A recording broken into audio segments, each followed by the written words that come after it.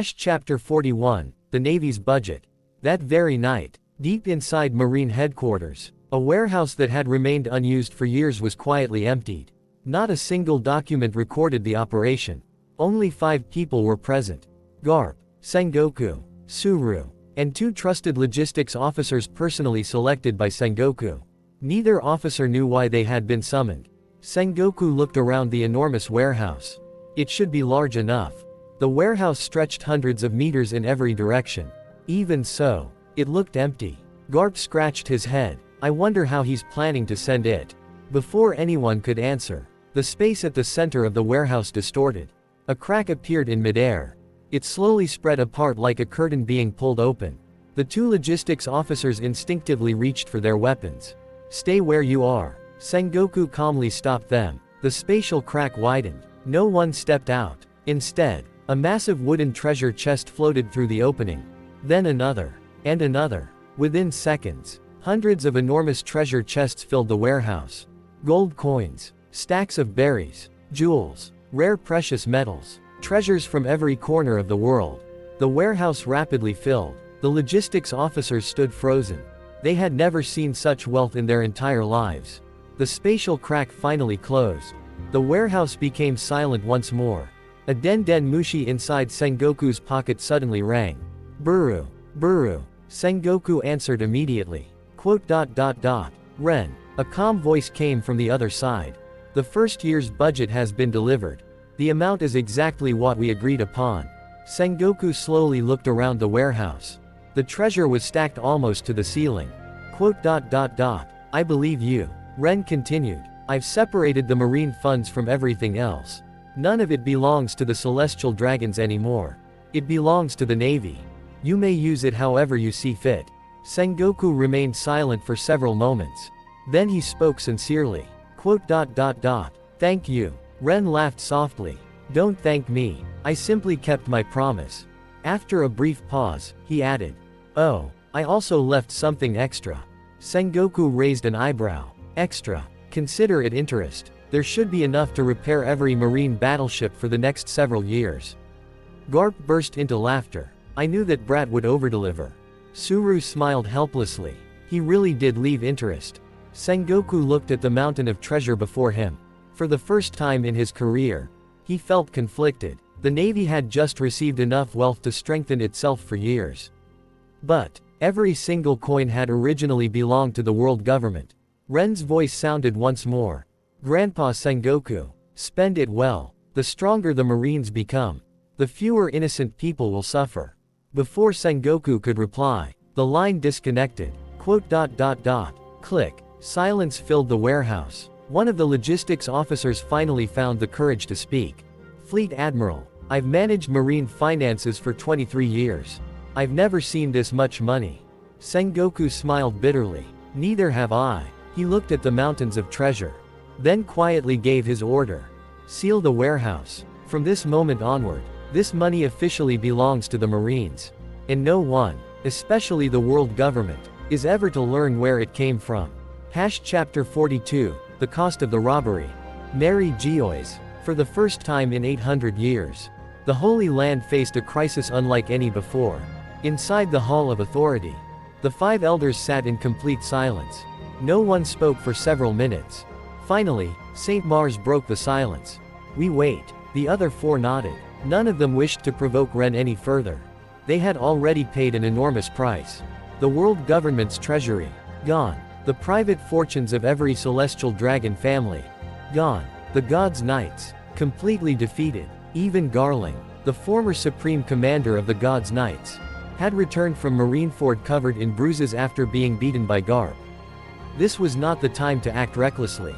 Just then, the doors burst open. Several celestial dragons rushed into the hall. Find the thief. He stole our treasures. Send the gods' knights. Torture him until he tells us where our wealth is. Kill everyone related to him. The hall became noisy. The 5 elders silently watched the outburst. Not one of the celestial dragons realized the truth. The gods' knights they wanted to send were still confined to their beds. Their bones had only just begun to heal. And the man they wanted to capture had already defeated every one of them. Saint Warkari slowly closed his eyes. A headache was beginning to form. How could they explain that the thief had defeated the entire God's Knights by himself? That Garling had failed to obtain even a photograph? That the hero of the Marines had openly warned them not to provoke his grandson? None of those facts could ever become public. If they did, the authority of the world government would suffer irreparable damage. Saint Nujiro finally stood. "Leave. We are handling the matter." The celestial dragons reluctantly departed, still shouting demands for revenge. After the doors closed, silence returned. Saint Jupiter sighed. "They're only making matters worse." Mars nodded. "We don't even have enough money to maintain normal operations. Our priority is restoring the treasury." Saint Warkery looked toward a government official standing nearby. "Prepare emergency orders." The official immediately knelt. "Yes, Your Excellency. Inform every affiliated kingdom that this year's heavenly tribute must be delivered earlier than scheduled." The official hesitated. Earlier. Mars answered coldly. "Immediately. We cannot delay." The official lowered his head. "As you command." After he left, the hall became quiet once again. Garling finally spoke. "The kings of those nations won't be pleased." Saint Nujiro replied calmly. "They don't need to be. They only need to obey." No one mentioned the real reason. The world government could never admit that the greatest treasury in history had been emptied overnight by a single man. Outside the Holy Land, orders were already being carried to every kingdom. Soon, the rulers of the affiliated nations would receive unexpected demands for an early heavenly tribute. Many kings would question the decision. Some would become dissatisfied. Others would quietly begin to doubt. Without realizing it, the robbery of Mary Geoise had already begun creating cracks far beyond the walls of the Holy Land. Chapter 43, A World in Shock. The next morning, news spread across the world like wildfire. Not through the newspapers. The world government had suppressed every report. Instead, government officials suddenly appeared in kingdom after kingdom. Their message was exactly the same. The heavenly tribute must be delivered immediately. The deadline has been moved forward. Every king was stunned. So suddenly. What happened? No explanation was given. The officials simply repeated the order. It is the decision of the 5 elders. Kingdom after kingdom, the rulers gathered for emergency meetings. Many kingdoms had only recently paid their annual tribute. Collecting another massive amount of wealth in such a short time was nearly impossible. One king slammed his fist onto the table. "Did they think money falls from the sky?" Another sighed. "If we increase taxes now, the common people will starve." A minister lowered his voice. "Your Majesty, if several kingdoms received the same order, perhaps something happened in the Holy Land." The king slowly nodded. But what could force the world government to demand money this urgently? No one had an answer. Meanwhile, inside the Hall of Authority, a cipher poll agent knelt before the 5 elders. "Your Excellencies, most kingdoms have agreed to accelerate the heavenly tribute. But several nations have requested an explanation." Saint Mars answered coldly. "They don't need an explanation. They only need to obey." The agent bowed. "Understood." After he left, Saint Warkery sighed. "This measure will only work once. The kings aren't fools. They'll eventually realize something is wrong." Saint Jupiter nodded. "The more pressure we place on them, the greater the dissatisfaction." Garling stood silently beside the window. His gaze remained fixed on the sea below. The thief didn't merely steal treasure. He struck at the foundation of the world government. The heavenly tribute is the blood that keeps this system alive. Forcing it to be collected early will shake the trust of every affiliated kingdom. No one refuted him, because they all knew he was right. Far away, on a small island hidden within the calm belt, Ren quietly folded the morning newspaper. Although it contained no mention of the robbery, he had already expected that. Governments could hide the truth, but they couldn't hide its consequences. He smiled faintly. They've started collecting the heavenly tribute early. Just as expected, he placed the newspaper beside his teacup. The first crack has appeared. The kingdoms will begin asking questions. And once people begin asking questions, they'll eventually seek answers. Ren looked toward the distant horizon. "I never intended to destroy the world government. I only removed one pillar. If the entire building collapses because of that, then perhaps its foundation was rotten from the beginning." A gentle sea breeze swept across the island. Far away, The rulers of the world were desperately trying to hold their system together, while the man responsible sat quietly, drinking tea. Chapter 44, Seeking the Next Step. Several days later, on the isolated island deep within the calm belt, Ren sat beneath the same giant tree, surrounded by stacks of books, ancient scrolls, and blueprints taken from the Holy Land. Unlike the world government, he had already stopped thinking about the robbery. His mind had moved on to a different problem. How do I become stronger? He had reached a bottleneck. For years, his growth had relied on an extremely primitive method. Destroy his body. Heal it. Repeat. His healing technique, created from the length fruit, allowed him to compress injuries and extend his vitality, letting him recover from training that would kill almost anyone else. But that method had two major limitations. First, nutrition. An enormous amount of nutrition. Every day, Ren hunted sea kings throughout the calm belt. Even creatures feared across the world barely supplied enough energy to sustain his daily training. He sighed. The pirate world really is lacking. There is no spiritual energy. No natural mana. No cultivation. The only supernatural energy that strengthens the body is Haki. And Haki itself depends on the body's foundation. Without a stronger body, his Haki would eventually stop improving. He needed another path. Ren looked toward the pile of ancient documents stolen from Mary Geoise. Among them were numerous sealing formulas and array diagrams dating back to the Void Century.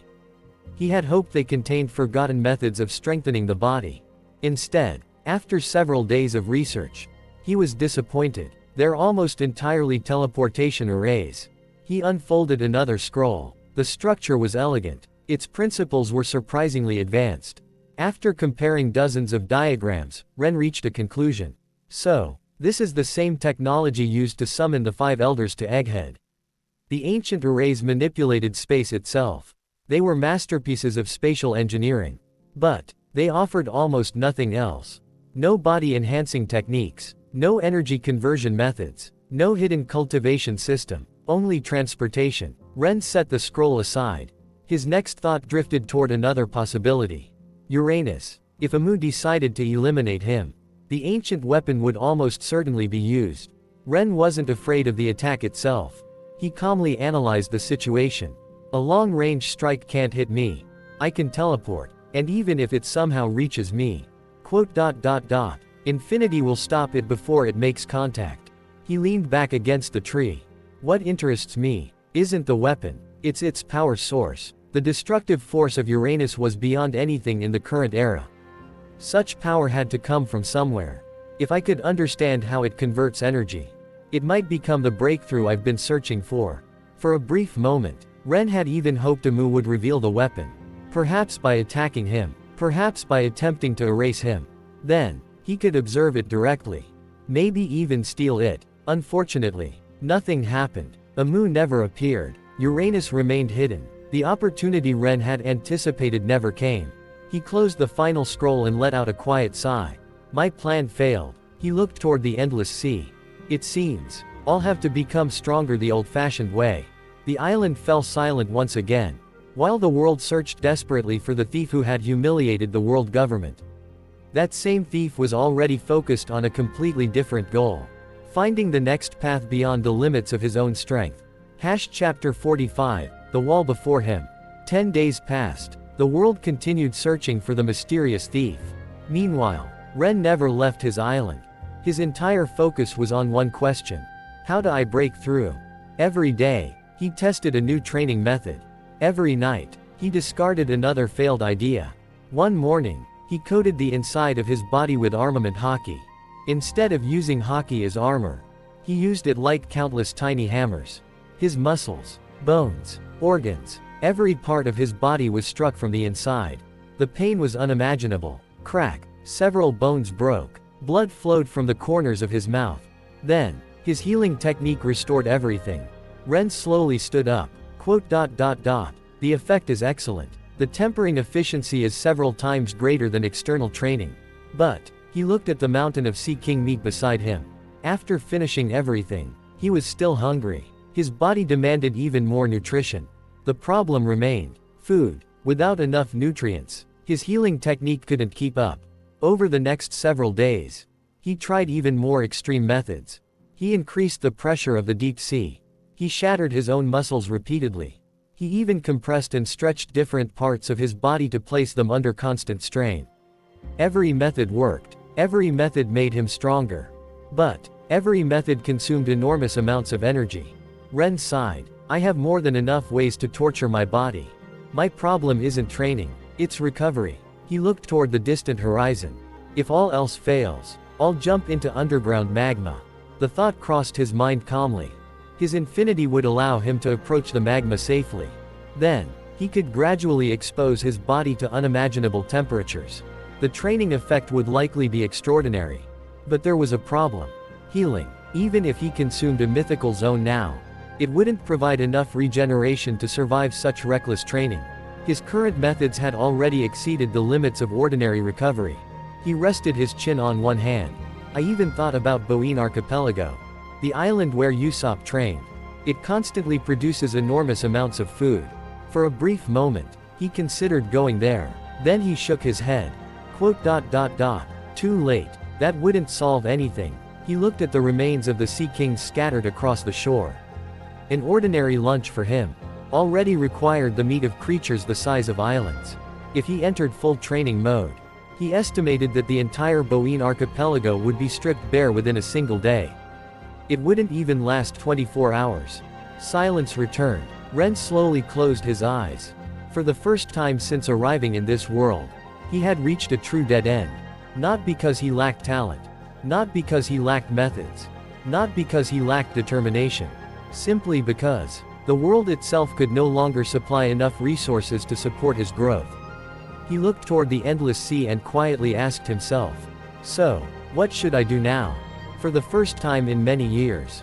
Monkey D. Ren had no answer. Chapter 46, The Return of a Legend. 2 days later, the seas shook once again. Not because of an earthquake. Not because of a war. But because of a single newspaper. For some reason, Morgan had obtained information that the world government had desperately tried to hide. The front page carried an enormous headline. Hero of the Marines returns to his prime. Monkey D. GARP defeats the former Supreme Commander of the God's Knights. The entire world exploded into discussion. No one knew how Morgan had obtained such classified information. Marine headquarters remained silent. The world government refused to comment. Their silence only convinced people that the report was true. Many younger pirates looked at the newspaper in confusion. The God's Knights? Who are they? I've never heard of them.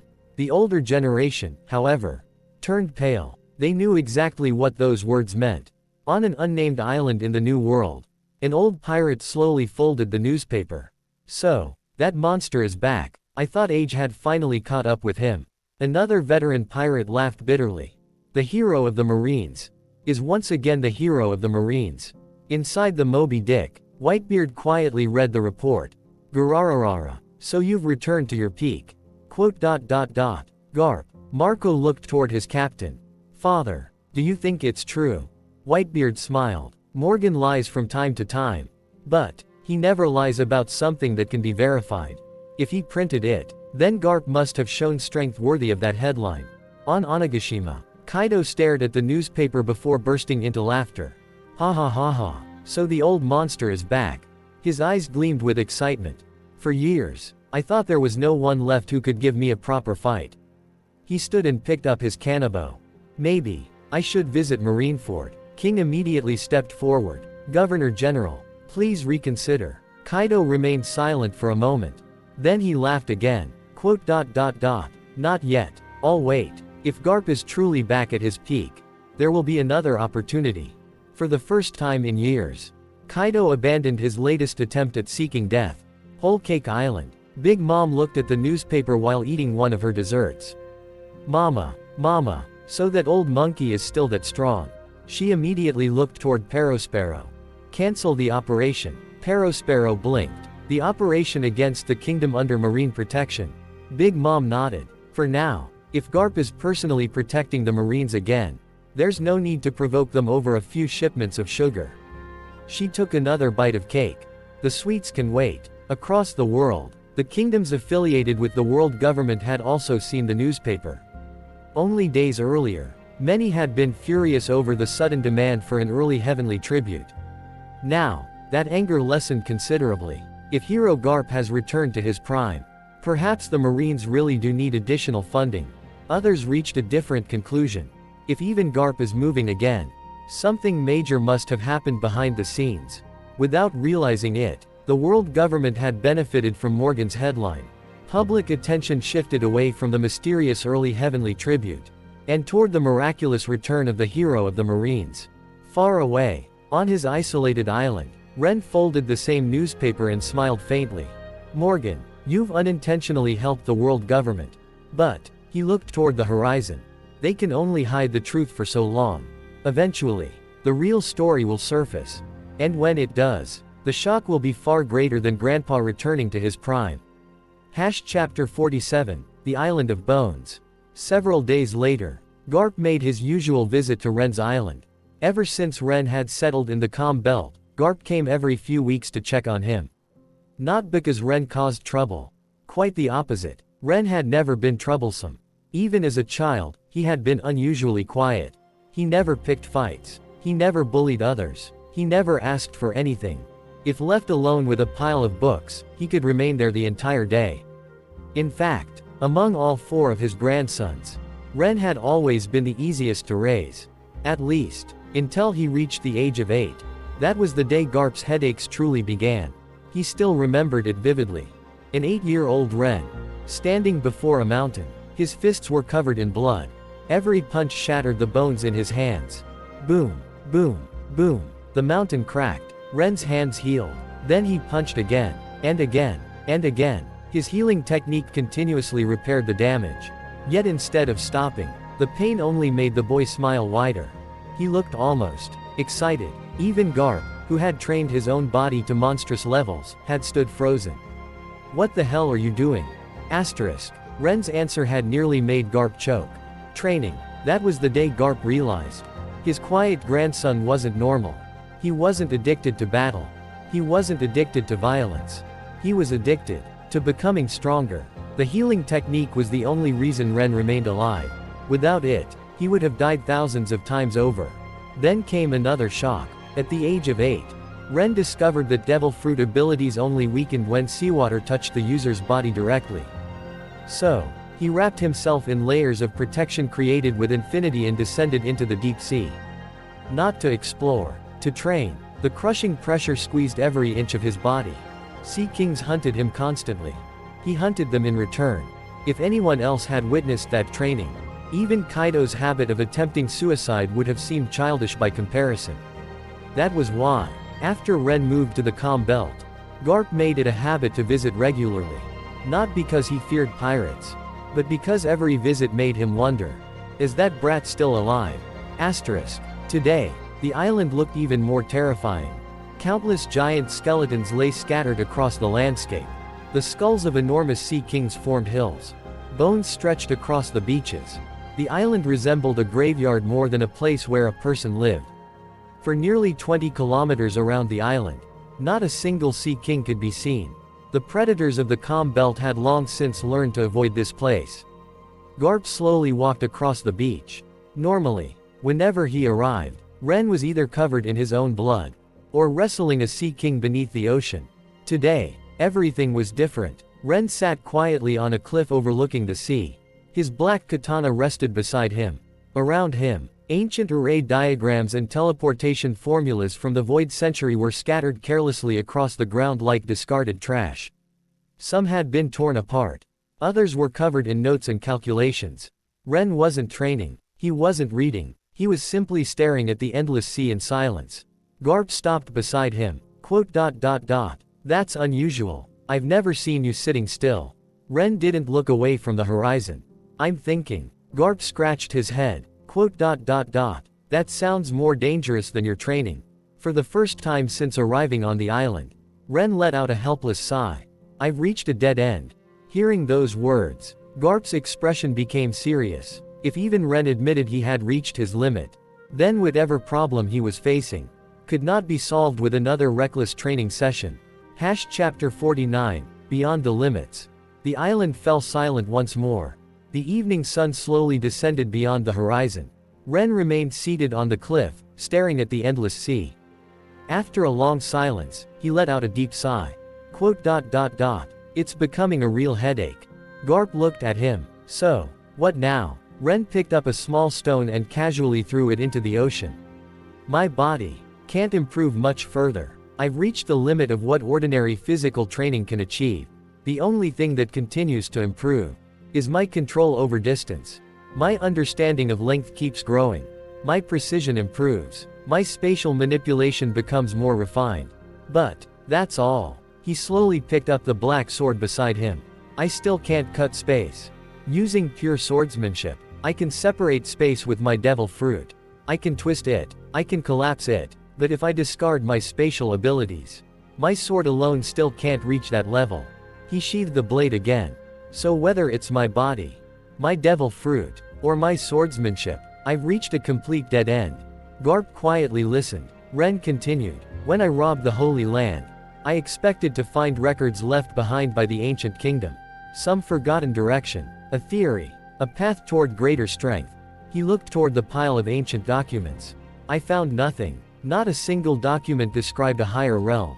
Only teleportation arrays, sealing techniques, and administrative records. They were technologically brilliant, but useless for making me stronger.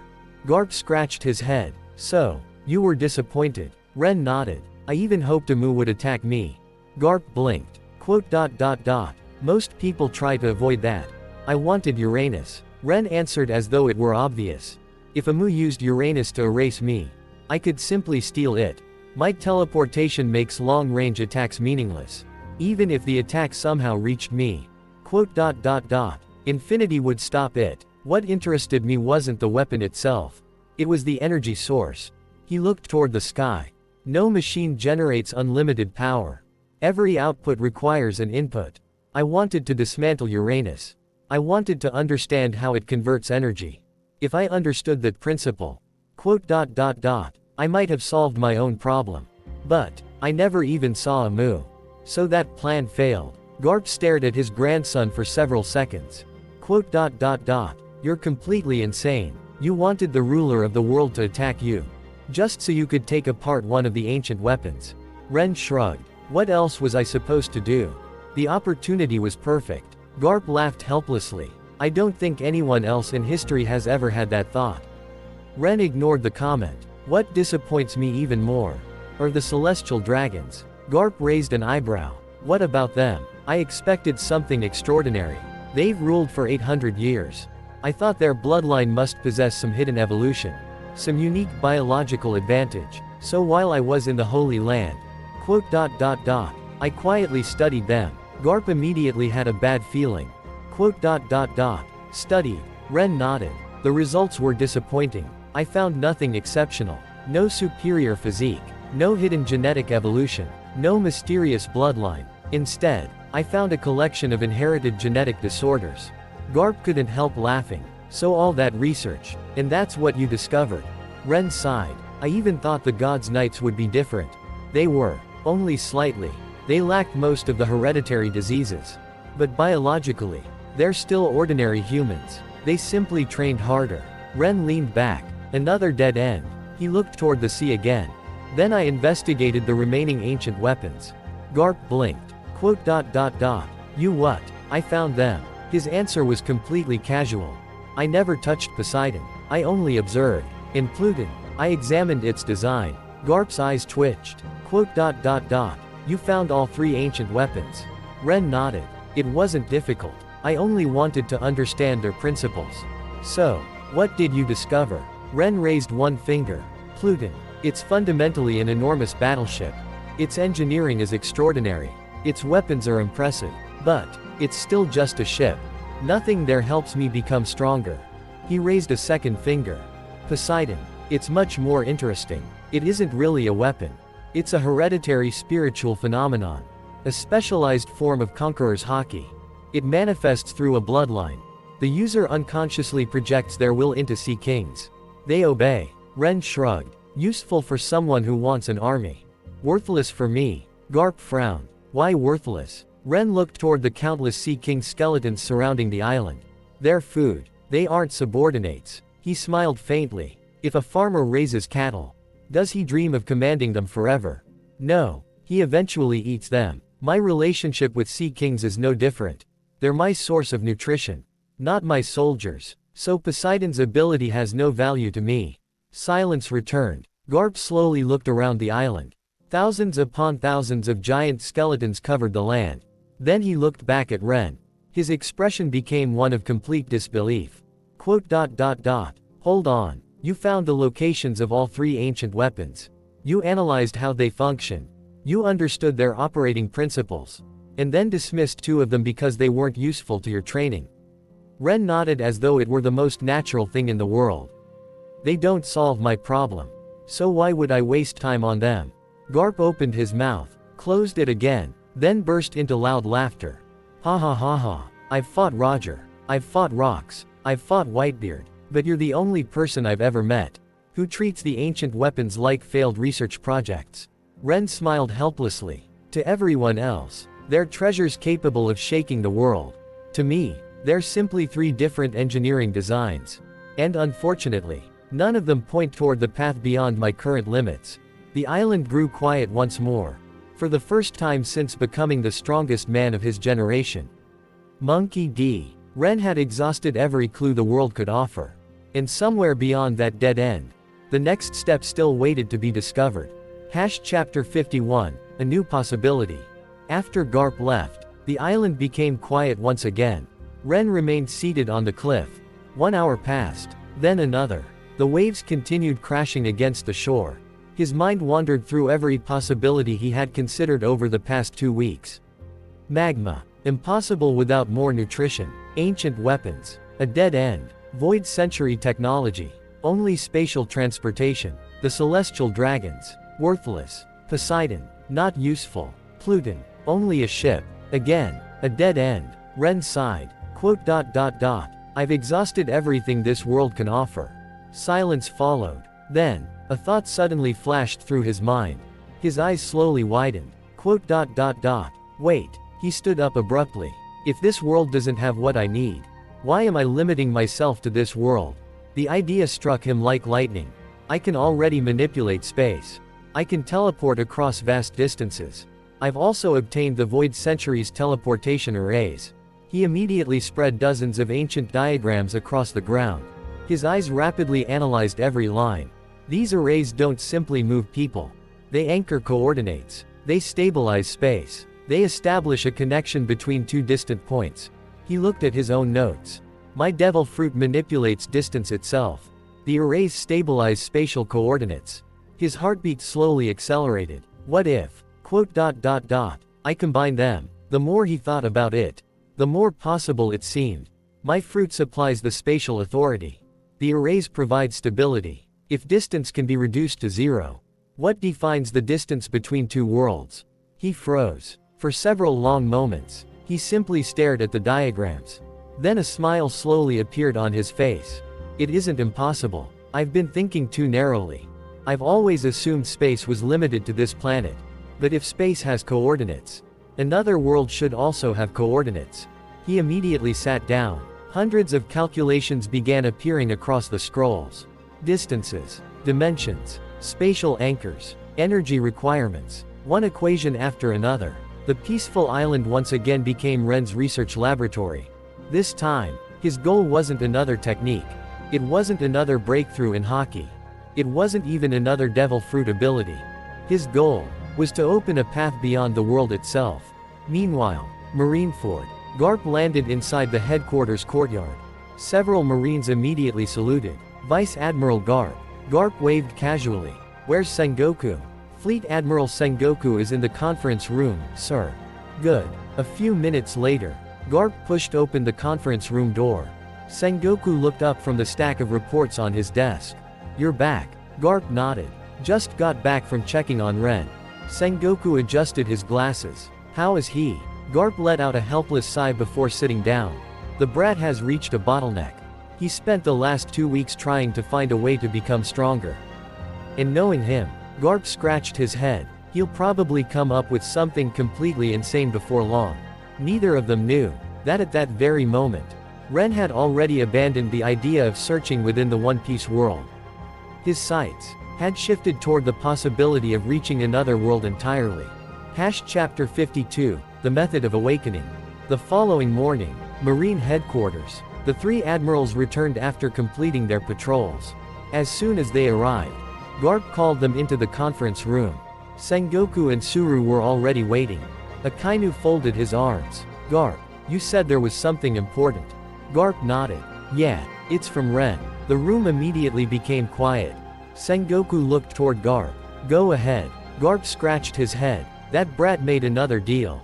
Akainu frowned. What kind of deal? He said. If the Marines agree to beat up Ace and Luffy whenever they encounter them, he'll give us his method for awakening Conqueror's Haki. The conference room became completely silent. Even Kizaru lowered his sunglasses.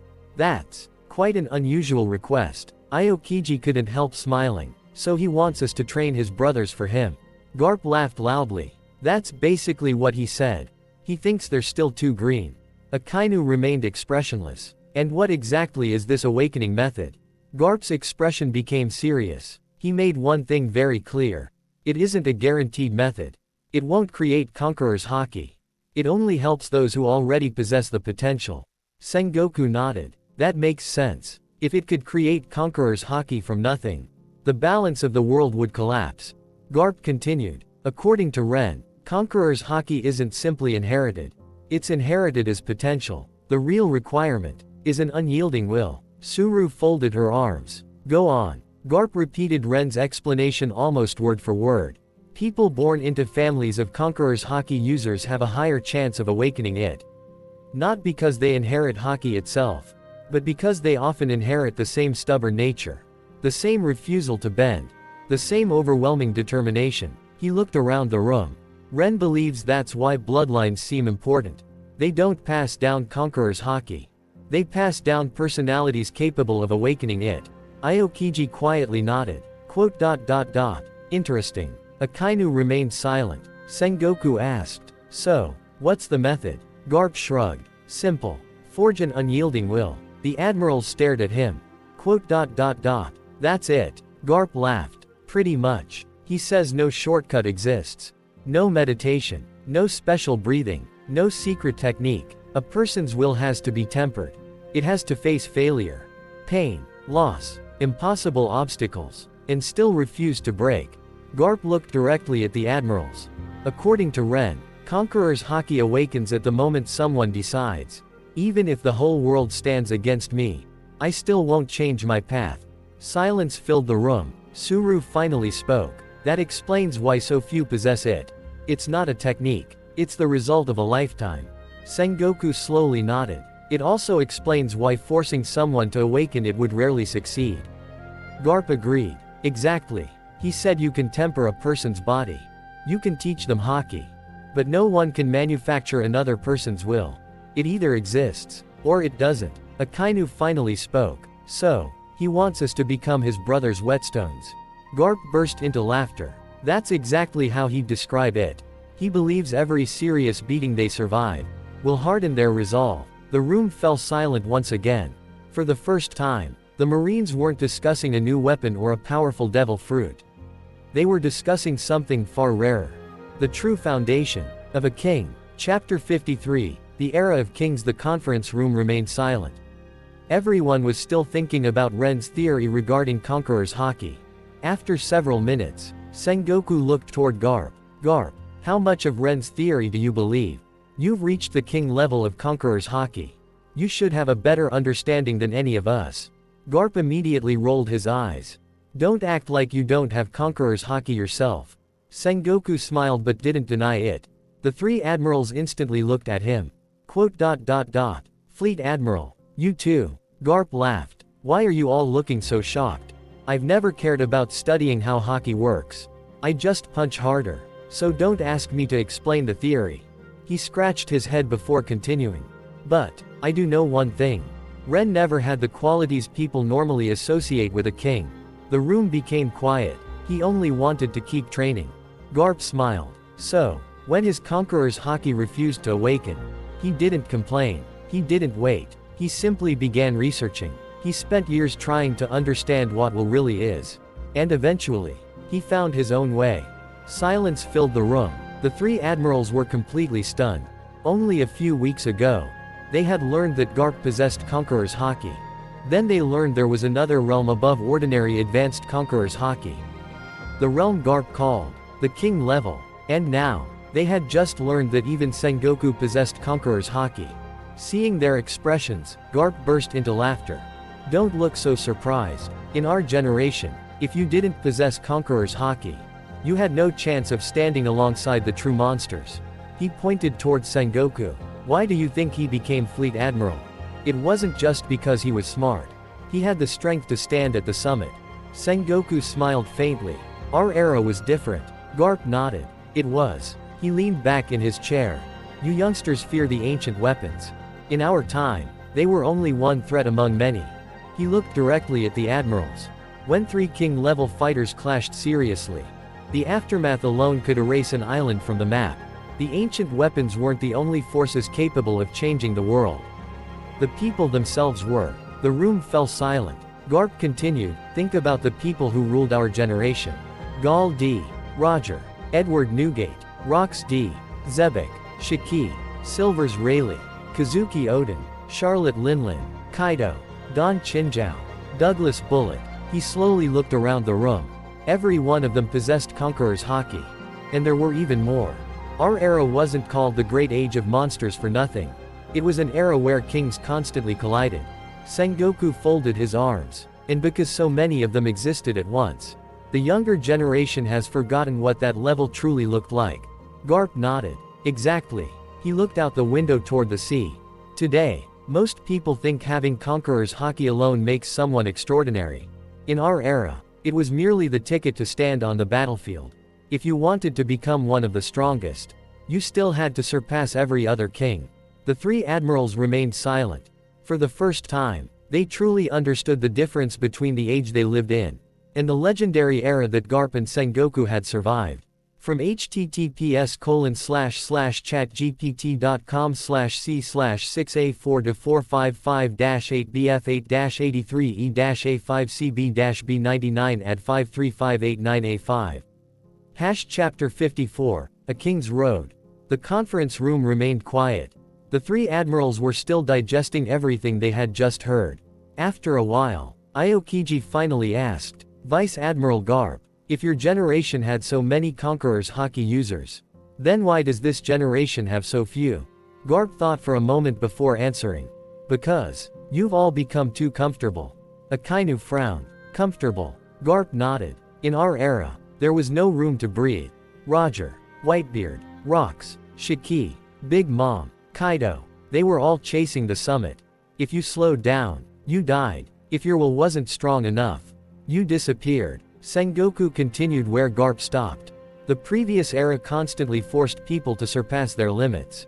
Every voyage, every battle, every rival, was a trial. Only those with unbreakable wills survived.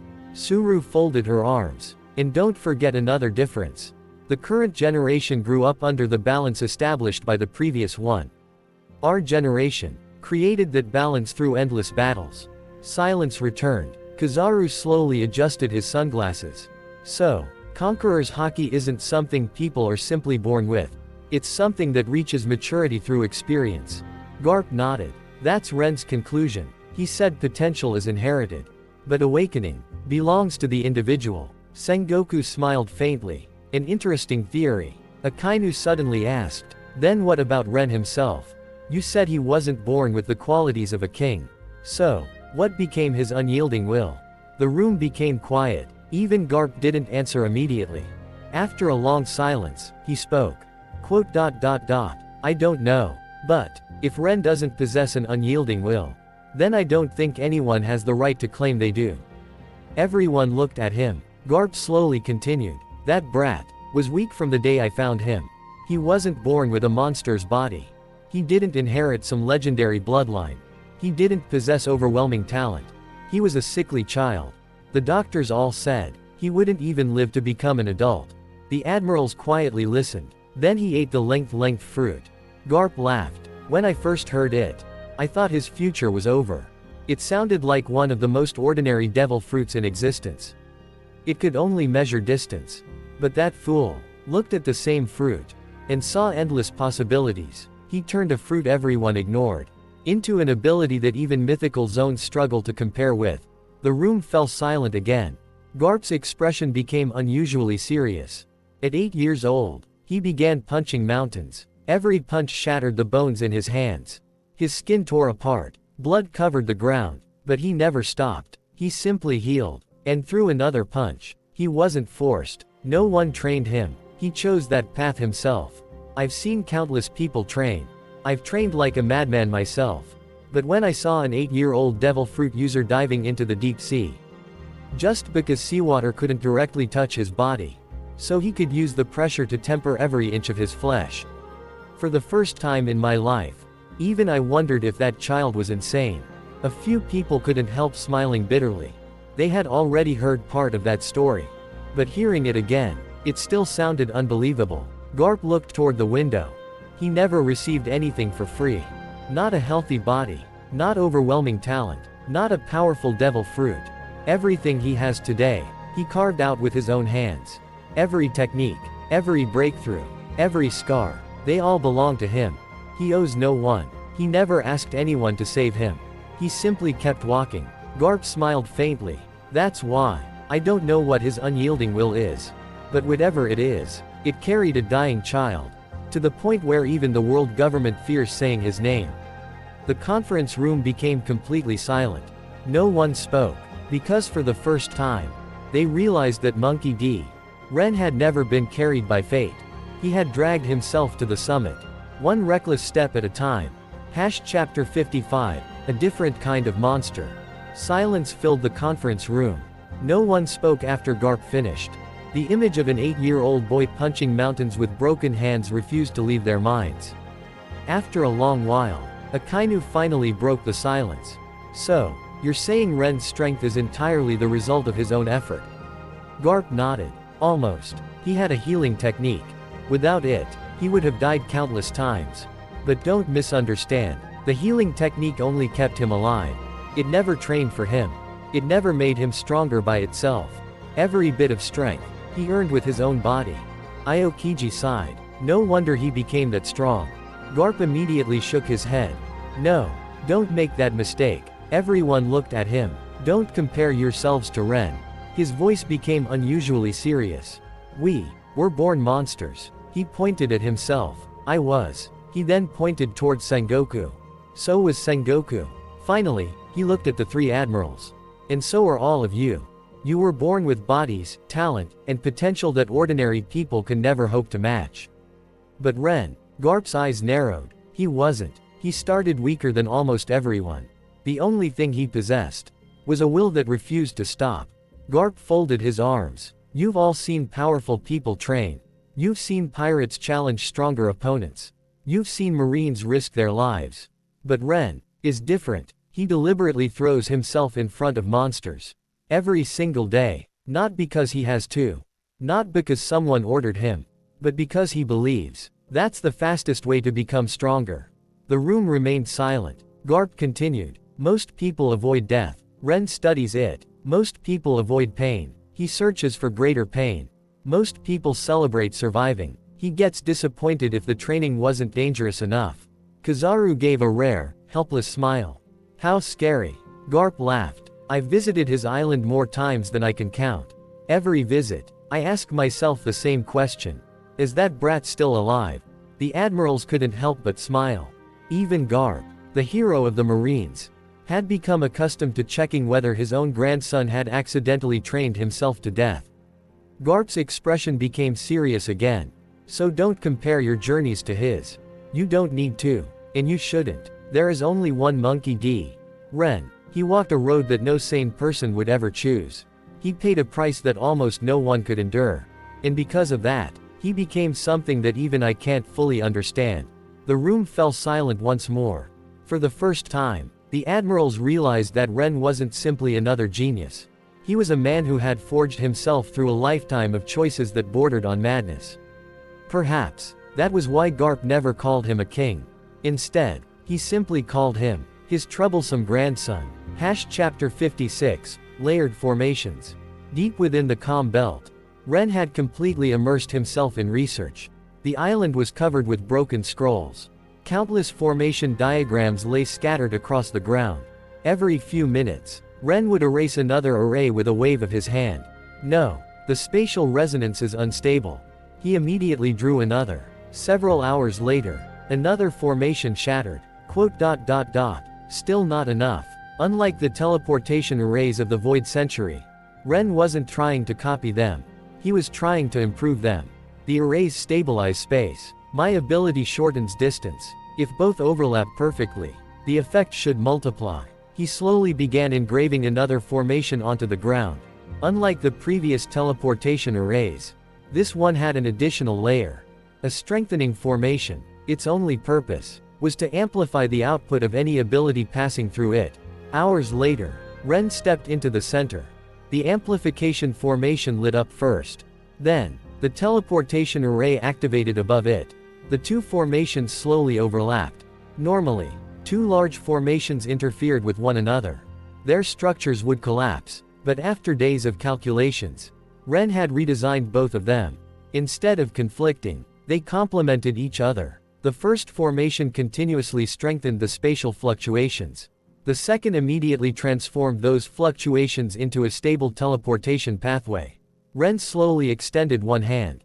The surrounding space distorted. He disappeared. An instant later, he reappeared several thousand kilometers away. Then, he teleported back. A faint smile appeared on his face. It worked. The teleportation distance increased by approximately 3 times. He looked at the two glowing formations. So overlapping formations is possible. If they're designed correctly, they won't interfere. They'll strengthen one another. Ren immediately began writing down every observation.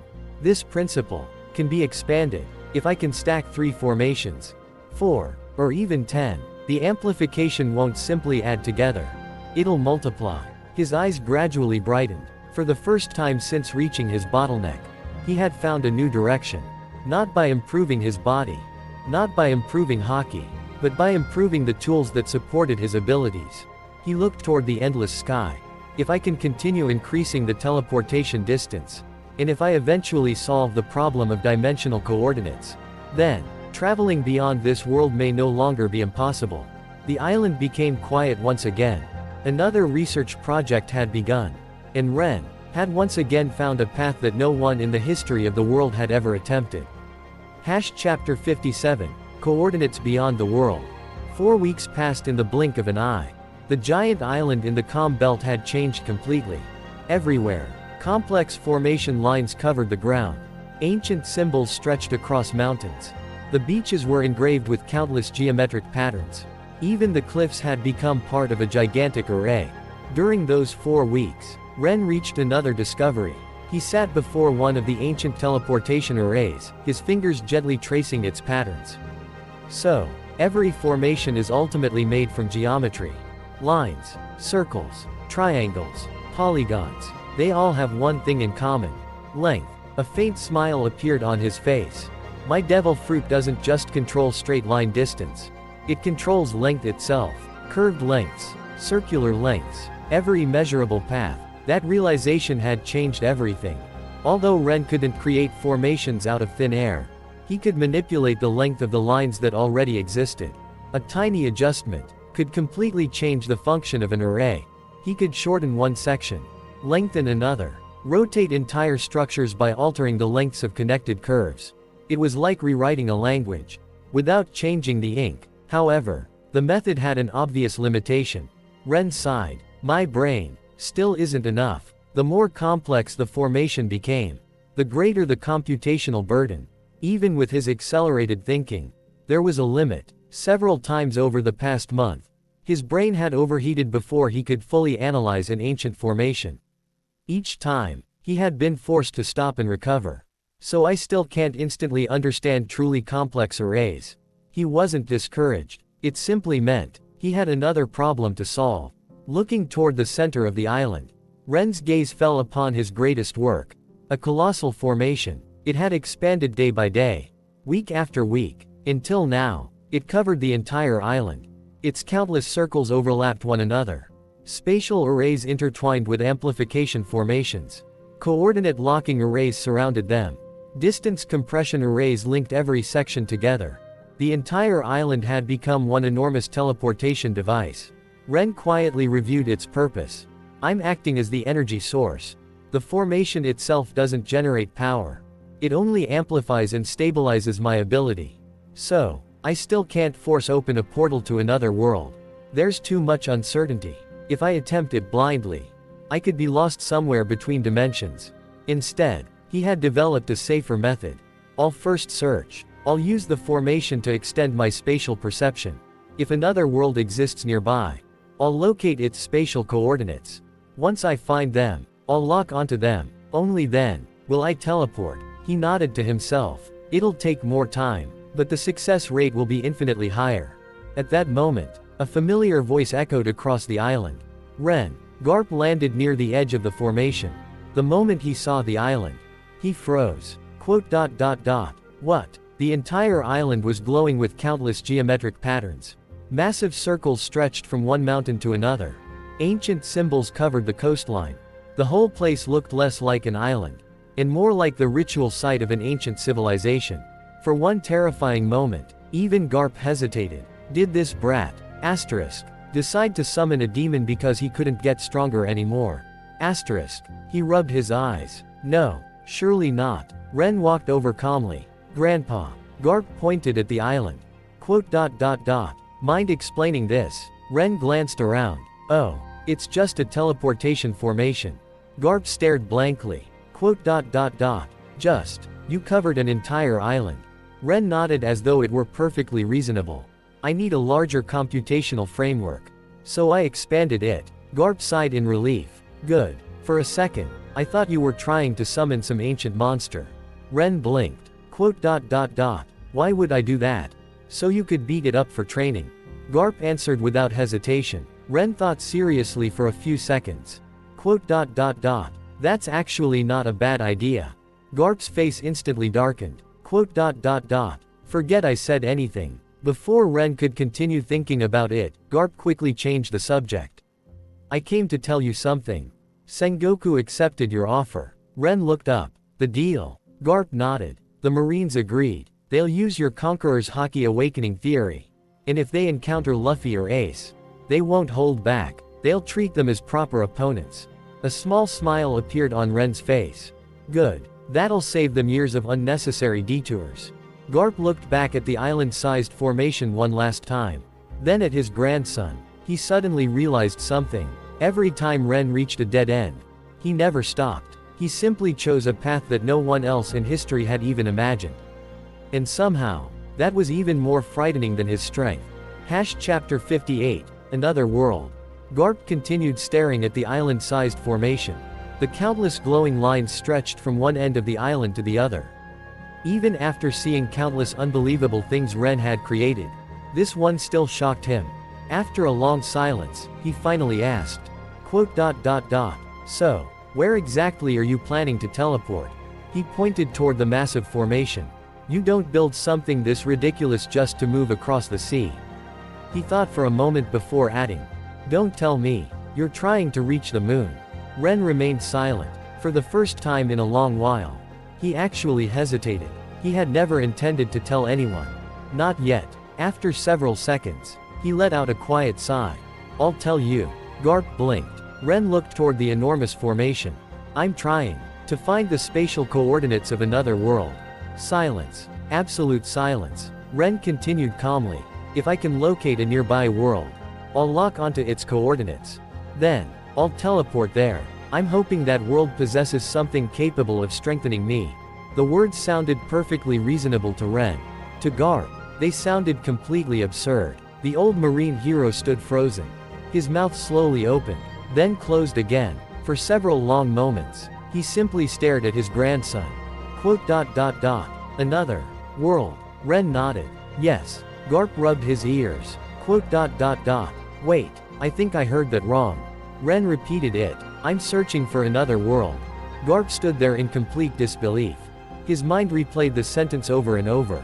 Another world. Asterisk. Not another island. Not another sea. Not another planet. Another world. He slowly looked back at the enormous formation covering the island. Then back at Ren. Quote. You're serious? Ren nodded again. I've exhausted almost everything this world can offer me. My body has reached its limit. The ancient weapons aren't useful. The Void Century records don't point toward a higher path. So, the next answer probably doesn't exist here. It exists somewhere else. Garp felt his brain stop working. In his entire life, he had fought Roger. He had fought Rox. He had fought Whitebeard. He had witnessed countless unbelievable events. But never, not even in his wildest imagination, had he expected to hear his own grandson calmly announce that he intended to travel to another world. After nearly a full minute, Garp finally managed to speak. Quote. Ren, are you absolutely certain that you've gone insane? Ren tilted his head. I don't think so. I'm simply expanding the scope of my research. Garp stared at him, then looked at the giant formation again. Quote. Only you could describe traveling to another world as expanding your research. He suddenly remembered his own thought from earlier. Summoning a demon. Compared to this, summoning a demon almost sounded normal. Garp let out a long sigh. I came here expecting another crazy idea. I was wrong. This isn't another crazy idea. He looked directly at Ren. This is the craziest thing I've ever heard in my entire life. Ren smiled faintly. It should be possible. If space has coordinates, then worlds should have coordinates as well. I simply need to find them. Garp didn't even know how to respond anymore. He silently looked at the sky, then at the sea, finally back at his grandson. Quote.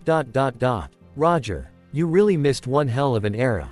Chapter 59, A Theory to Defy Death. The island fell silent. Garp was still trying to process the idea of traveling to another world. Ren suddenly broke the silence. If you miss Roger that much, why don't we revive him? Garp nearly fell over. Quote. What? Ren continued as though he had suggested going for a walk. If Roger comes back, he'll be a great help. We don't know what exists on the other side of another world. The more top-tier fighters we have, the lower the risk. Garp stared at him. Quote. Are you joking? First you're talking about another world, and now you're talking about reviving the dead. How exactly do you plan to revive someone? Ren thought for a moment. I'm also considering restoring Whitebeard to his physical peak.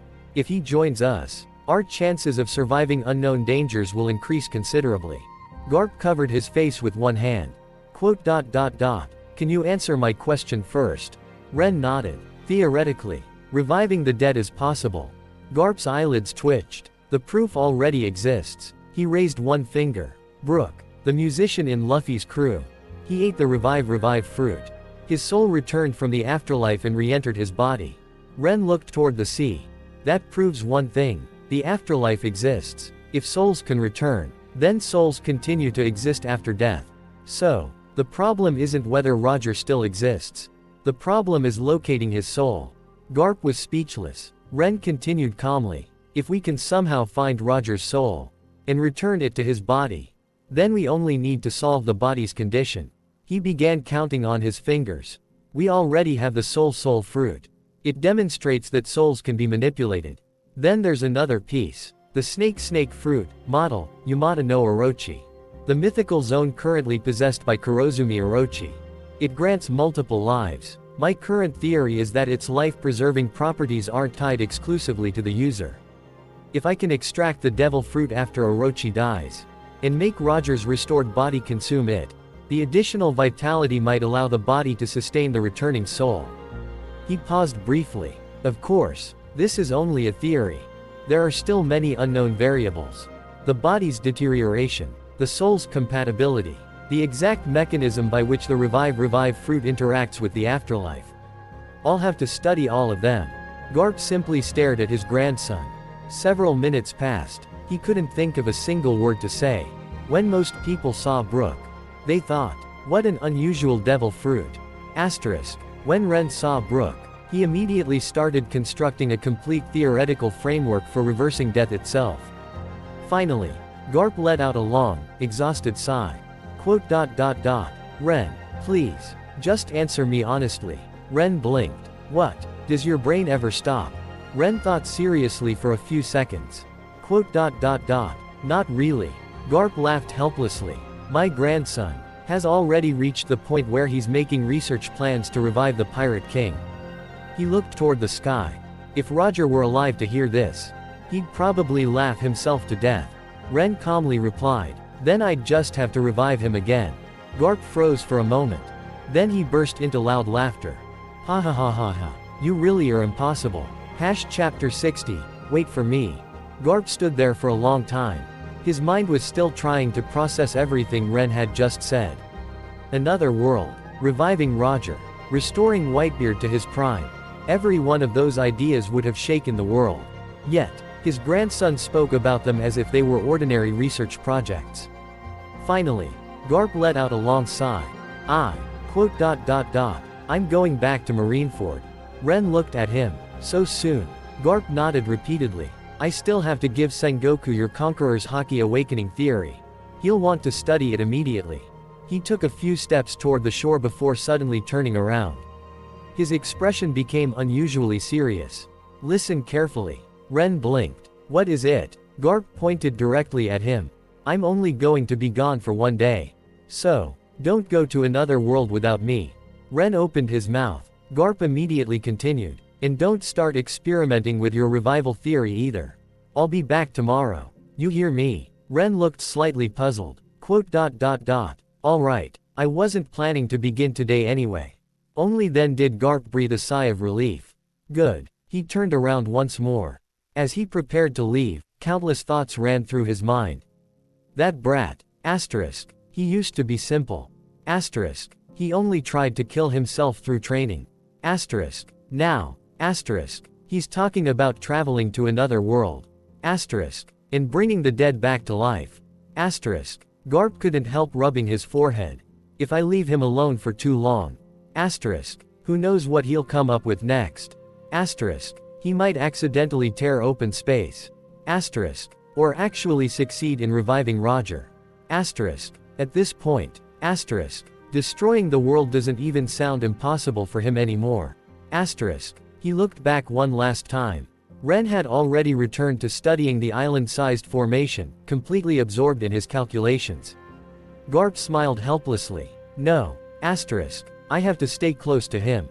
At least when I'm around. He'll stop and listen if I ask.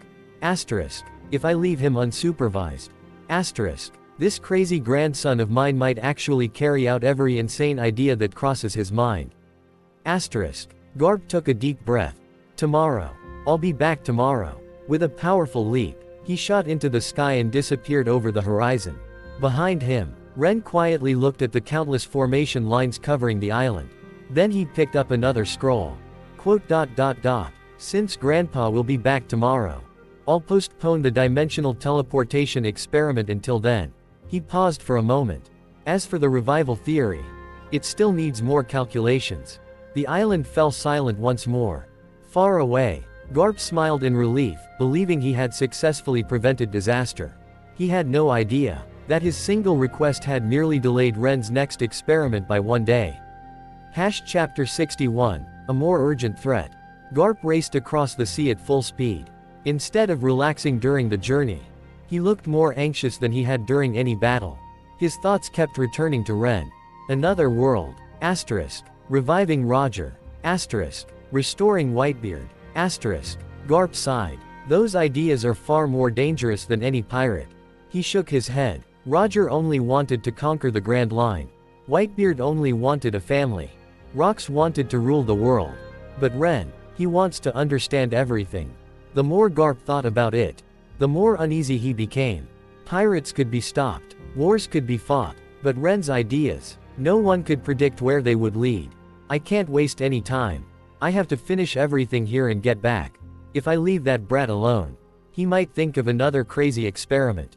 At this moment, even the 4 emperors seemed far less troublesome. Compared to them, one new idea from Ren was the greater threat. Marineford. The moment Garp landed on the island, he didn't even greet the Marines waiting outside. Instead, he kicked off the ground. Geppo. His figure shot into the sky. Then, Soru. He disappeared. Several Marines only felt a powerful gust of wind pass by. Vice Admiral Garp. Wasn't he just over there? Within seconds, Garp reached Marine headquarters. Instead of using the front entrance, he aimed directly for Sengoku's office. Crash! The office window flew open. Garp stepped inside as though nothing had happened. Sengoku, who had been quietly reading reports, slowly lowered the document in his hands. He looked at the shattered window. Then at Garp. Do you know that offices have doors? Garp scratched the back of his head. The window was faster. Sengoku let out a tired sigh. I'll add another repair bill to your account. He noticed Garp's unusually serious expression. What happened? Did Ren do something? Garp immediately shook his head. Not yet. Sengoku frowned. Single quote. Not yet. Garp pulled up a chair and sat down. That's exactly why I'm here. I need to finish everything as quickly as possible. Then I'm going back. Sengoku put the reports aside. Explain. Garp took a deep breath. I just found out. Pirates are no longer the biggest headache. Sengoku raised an eyebrow. Then what is? Garp looked directly at him. My grandson's imagination. Sengoku blinked. What did he think of this time? Garp covered his face with one hand. He wants to travel to another world. Sengoku froze. And Garp continued before Sengoku could speak. He's also developing a theory to revive Roger. Silence. Complete silence. Sengoku slowly removed his glasses. He cleaned them carefully, put them back on, looked at Garp again. Please tell me you're joking. Garp sighed deeply. I wish I was. He already has a theoretical framework. He just hasn't started experimenting yet. For the first time in many years, Fleet Admiral Sengoku completely forgot about the mountain of reports on his desk. Compared to what Garp had just said, the paperwork suddenly seemed insignificant. Chapter 62, The Theory. Sengoku remained silent for a long time. Finally, he looked at Garp. Start from the beginning. I want every detail. Garp nodded. I'll explain. He has completely reached a bottleneck. His body can't become stronger through ordinary training anymore. The Sea Kings of the Calm Belt are now nothing more than his daily meals. He wanted to train inside underground magma, but his healing technique can't keep up because he doesn't have enough nutrition. So he searched for another path. Sengoku nodded. I know that much. What happened next? Garp sighed. He stole those Void Century teleportation arrays. He studied them for over a month. Then he built an island-sized formation. Sengoku frowned. An entire island. Garp nodded. The whole island. He isn't trying to teleport across the sea. He wants to search for the spatial coordinates of another world. Sengoku's hand froze. Another world. Yes. He believes that if space has coordinates, then different worlds should also have coordinates. He plans to locate the nearest one, lock onto it, and teleport there. The office became silent. After several moments, Sengoku asked, Do you think it's possible? Garp honestly answered, I don't know. But I've already made the mistake of saying something was impossible once. Sengoku looked at him. The length fruit. Garp nodded. When he first told me that he could teleport by shortening distance, I called him an idiot. Then he actually did it. When he said he could heal himself, I didn't believe him. Then he did it. When he said he'd awaken his devil fruit, he did it. When he said he could free himself from the curse of the sea, he did it. When he said he'd separate his power from the devil fruit itself, he did it. Garp leaned back. So now, when he says he's trying to reach another world, I honestly don't know whether I should call him crazy. Sengoku couldn't argue with that. Every impossible thing Ren had mentioned had eventually become reality. After a moment, Sengoku asked, in this revival theory? Garp rubbed his forehead. That's even worse. He connected Brook's revive fruit, the soul fruit, and Orochi's mythical zone. He believes, if he can retrieve Roger's soul from the afterlife, return it to his body, and solve the body's vitality problem, then reviving the dead should be theoretically possible. Sengoku remained speechless. He had spent decades studying warfare, politics, hockey, the balance of the seas. Never once had he imagined someone would calmly present a research proposal on reversing death. After a long silence, he slowly asked, Quote dot dot dot. Does Ren realize that these ideas could shake the entire world? Garp laughed helplessly. He does. He simply doesn't care. For him, they're just research projects. Sengoku stood and walked to the broken window. Looking out over Marineford, he quietly said, Garp, I finally understand what you meant. Garp looked at him. When you said, pirates aren't the biggest problem anymore. Sengoku smiled bitterly. Roger wanted freedom. Whitebeard wanted a family. Rox wanted to rule. But your grandson wants to understand the laws of the world. He paused. No. Quote dot dot dot. The laws of existence itself. The office fell silent. Garp slowly stood. I told him not to do anything until I got back. Sengoku immediately turned around. Then don't stay here. What? Go back. Immediately. Garp blinked. You don't want to hear the Conqueror's Haki awakening method. Sengoku sighed. You can tell me that later. Right now, I'd rather have the hero of the Marines watching his grandson than let Monkey D. Ren spend another day alone with ideas like these.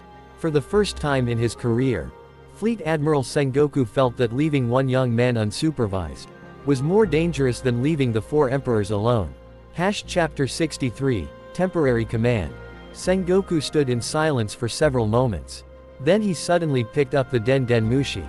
Buru, call Vice Admiral Suru, and summon the three admirals. This is an emergency meeting. Within minutes, Suru, Akainu, Aokiji, and Kizaru entered the conference room.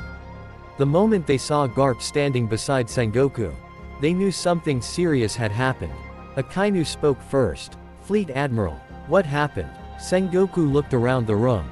I'm leaving Marineford for an unknown period. Everyone froze. Even Garp looked surprised. Sengoku continued. Until I return. Kizaru, you will act as the temporary Fleet Admiral. Kizaru slowly pointed at himself. Me? How troublesome. Sengoku nodded. Yes, I've already considered it carefully. He turned toward Akainu. Sakazuki, you are excellent at leading the Navy during wartime. No one doubts that. Then he looked at Aokiji. Kuzan, you are equally qualified. But this isn't wartime. The world is unstable. What the Navy needs right now is balance. Finally, he looked at Kizaru. You are the least likely to let personal opinions influence your decisions. You remain calm. You follow orders. You don't unnecessarily escalate conflicts. For maintaining stability, you're the best choice. Kizaru scratched his head. I never expected to hear that. Suru smiled faintly. I'll remain here and assist him. Sengoku nodded. Good. He then looked toward Akainu and Aokiji. The two of you will continue overseeing pirate activity. The early heavenly tribute has created unrest. We're already seeing more pirates appear. Don't let the situation deteriorate. The two admirals nodded. Understood. Sengoku's expression became serious. There is one more matter. If the five elders contact Marineford and ask where Garp and I have gone, tell them this. He paused before speaking. Garp discovered the location of a forgotten treasure. The two of us have gone to retrieve it. If we succeed, the Navy won't have to worry about funding for quite some time. The admirals exchanged glances. They immediately understood. It was an excuse. One that sounded believable enough to satisfy the world government without revealing the truth. Suru nodded. I'll handle the explanation. Sengoku looked at everyone one final time. And one last order. His gaze swept across the room. I don't want to see any internal conflict while I'm away. His words carried obvious meaning. Akainu and Aokiji looked at each other. Both understood exactly what Sengoku was referring to. Their differences had existed for years. Normally, Sengoku would simply mediate. But this time, he wouldn't be here. Akainu finally spoke. As long as justice isn't compromised, I won't create unnecessary trouble. Aokiji sighed. I've got enough work dealing with pirates. I don't have time to argue. Sengoku nodded with satisfaction. Good. He picked up his coat. Then looked toward Garp. Let's go. Garp blinked. Quote dot dot dot. You're really coming. Sengoku adjusted his glasses. I changed my mind. I was originally worried about the four emperors. He looked directly at Garp. But after hearing everything you've told me, I've reached a different conclusion. The four emperors can wait. He smiled bitterly. I'd rather keep an eye on your grandson. Because if Monkey D. Ren is left alone with enough time. Quote dot dot dot. I'm afraid the next thing he'll research won't just shake the world. It may shake reality itself. The room fell completely silent.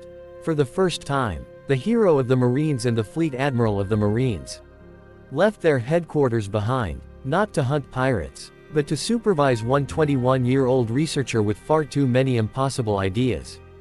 Chapter 64, The Researcher's Island. Early the next morning, two figures crossed the sea at astonishing speed. One was the hero of the Marines. The other, the fleet admiral. Neither of them was chasing pirates.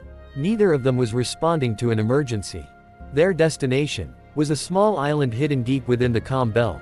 Several hours later, Garp landed first. Sengoku followed close behind. The moment Sengoku stepped onto the island, he froze. The entire island was covered in gigantic glowing formations. Ancient geometric patterns stretched from one mountain to another. The coastline itself had become part of a massive array. Even the trees had symbols engraved on them. Sengoku slowly adjusted his glasses. This is much larger than I imagined. Garp laughed helplessly. I had the same reaction. The two walked deeper into the island. As they passed through the forest, Sengoku noticed something strange. Not a single sea king approached the island. Finally, they reached the beach. Thousands of gigantic skeletons were piled across the coastline. Some skulls were larger than marine battleships. Others had become small hills. The entire beach resembled an ancient battlefield. Sengoku silently looked around. How many? Garp shrugged. I stopped counting years ago. They're just Ren's meals. Sengoku could only smile bitterly. Meals. For the first time, he truly understood Garp's earlier words. Sea kings, the rulers of the calm belt, had become ordinary food. As they continued walking, they finally found Ren. He sat cross-legged at the center of the enormous formation. Around him, hundreds of scrolls floated in the air. Some constantly rearranged themselves. Others expanded or contracted as Ren manipulated their geometric lengths with his devil fruit. He wasn't writing with a brush. He was directly modifying the formations themselves. Sengoku watched quietly for several minutes. Remarkable. Without even looking back, Ren spoke. Grandpa. And Grandpa Sengoku. You arrived 3 hours earlier than I expected. Sengoku's eyebrows rose. You knew we were coming. Ren nodded. I calculated the distance from Marineford. Grandpa normally doesn't hurry. But if Grandpa Sengoku came with him, the travel speed would increase. So I estimated your arrival time. Garp laughed. You even calculated that. Ren finally stood up. Of course. He looked toward Sengoku. So, you decided to come personally. Sengoku nodded. I wanted to see your research. He looked around at the island-wide formation. And to make sure you don't accidentally tear open reality. Ren blinked. I wasn't planning to. Garp coughed. Today. Ren thought for a moment. Today. Sengoku pinched the bridge of his nose. That single word doesn't reassure me. Ren smiled faintly. I've postponed the dimensional teleportation experiment. As promised. Only then did Garp finally relax. Good. Sengoku slowly walked toward the center of the formation. His eyes carefully examined every line. After several minutes, he spoke. This isn't simply a teleportation array anymore. Ren nodded. I've improved it. The original arrays only established a stable path between known coordinates. I've added 3 additional functions. Coordinate searching, spatial locking, and recursive amplification. Sengoku frowned. Recursive amplification. Ren pointed towards several overlapping circles. Each formation strengthens the next. The stronger one then feeds back into the previous one.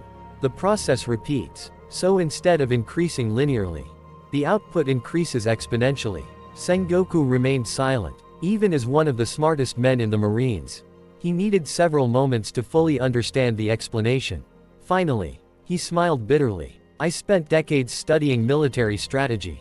And somehow, I've ended up listening to a lecture on dimensional engineering. Garp burst into laughter. Ha ha ha, I told you. Compared to him, pirates are easy to understand. Ren looked at the two old men. So, what shall we research first? The moment those words left his mouth, Garp and Sengoku exchanged glances. For reasons they couldn't explain, Both of them suddenly felt a chill run down their spines. Chapter 65, the first step. The three stood in the center of the enormous formation. The sea breeze carried the scent of salt across the island. Ren fell silent. He carefully organized every possibility in his mind. Several minutes later, he opened his eyes. I've decided. Garp and Sengoku looked at him. Ren spoke calmly. Before exploring another world, we need stronger companions. Garp suddenly had a bad feeling. Ren continued. So, let's revive the Pirate King. And restore Whitebeard to his physical peak. This way, we'll have a reliable exploration team before entering an unknown world. Silence. Complete silence. Although they had already heard Ren's revival theory, actually hearing him propose to begin the project immediately was another matter. Garp slowly rubbed his forehead. You really weren't joking. Ren shook his head. I never joke about research. He looked at the two old Marines. So, where is Roger's body? And where is Brook? Neither Garp nor Sengoku answered immediately. After several seconds, Garp finally spoke. After Roger's execution, his body wasn't left to the world government. Rayleigh took it. He buried Roger himself. As far as I know, only Rayleigh knows the location of the grave. Ren nodded. That's good. A proper burial reduces the chance that the body was disturbed. Sengoku sighed. You're talking about Roger's grave like it's a laboratory sample. Ren blinked. From a research perspective, it is. Garp could only laugh helplessly. Poor Roger. He finally found peace. And now my grandson wants to wake him up. Ren ignored the complaint and continued thinking aloud. Then our order of operations changes. First, we find Brook. Sengoku frowned. Brook. Ren nodded. The revive fruit proves that his soul crossed the boundary between life and death. If my theory is correct, his soul should still retain a connection to the afterlife. Not a conscious memory, but a spatial one. Garp looked confused. A spatial connection. Ren crouched and drew several circles in the sand. When I teleport, I always require coordinates. A soul that has traveled to the afterlife must also have followed a path. That path is equivalent to a coordinate. If I can analyze Brook's soul, I might be able to identify the spatial signature of the afterlife itself. Sengoku's expression gradually became serious. So, you're not trying to ask Brook what the afterlife looks like? Ren shook his head. No, I'm trying to use him as a reference point. Like using one known star to calculate the position of another. He erased one of the circles. Once I obtain the afterlife's coordinates, we can proceed to the second step. He drew another circle. We visit Rayleigh. We locate Roger's grave. If Roger's body still exists, then it should still retain traces of his soul.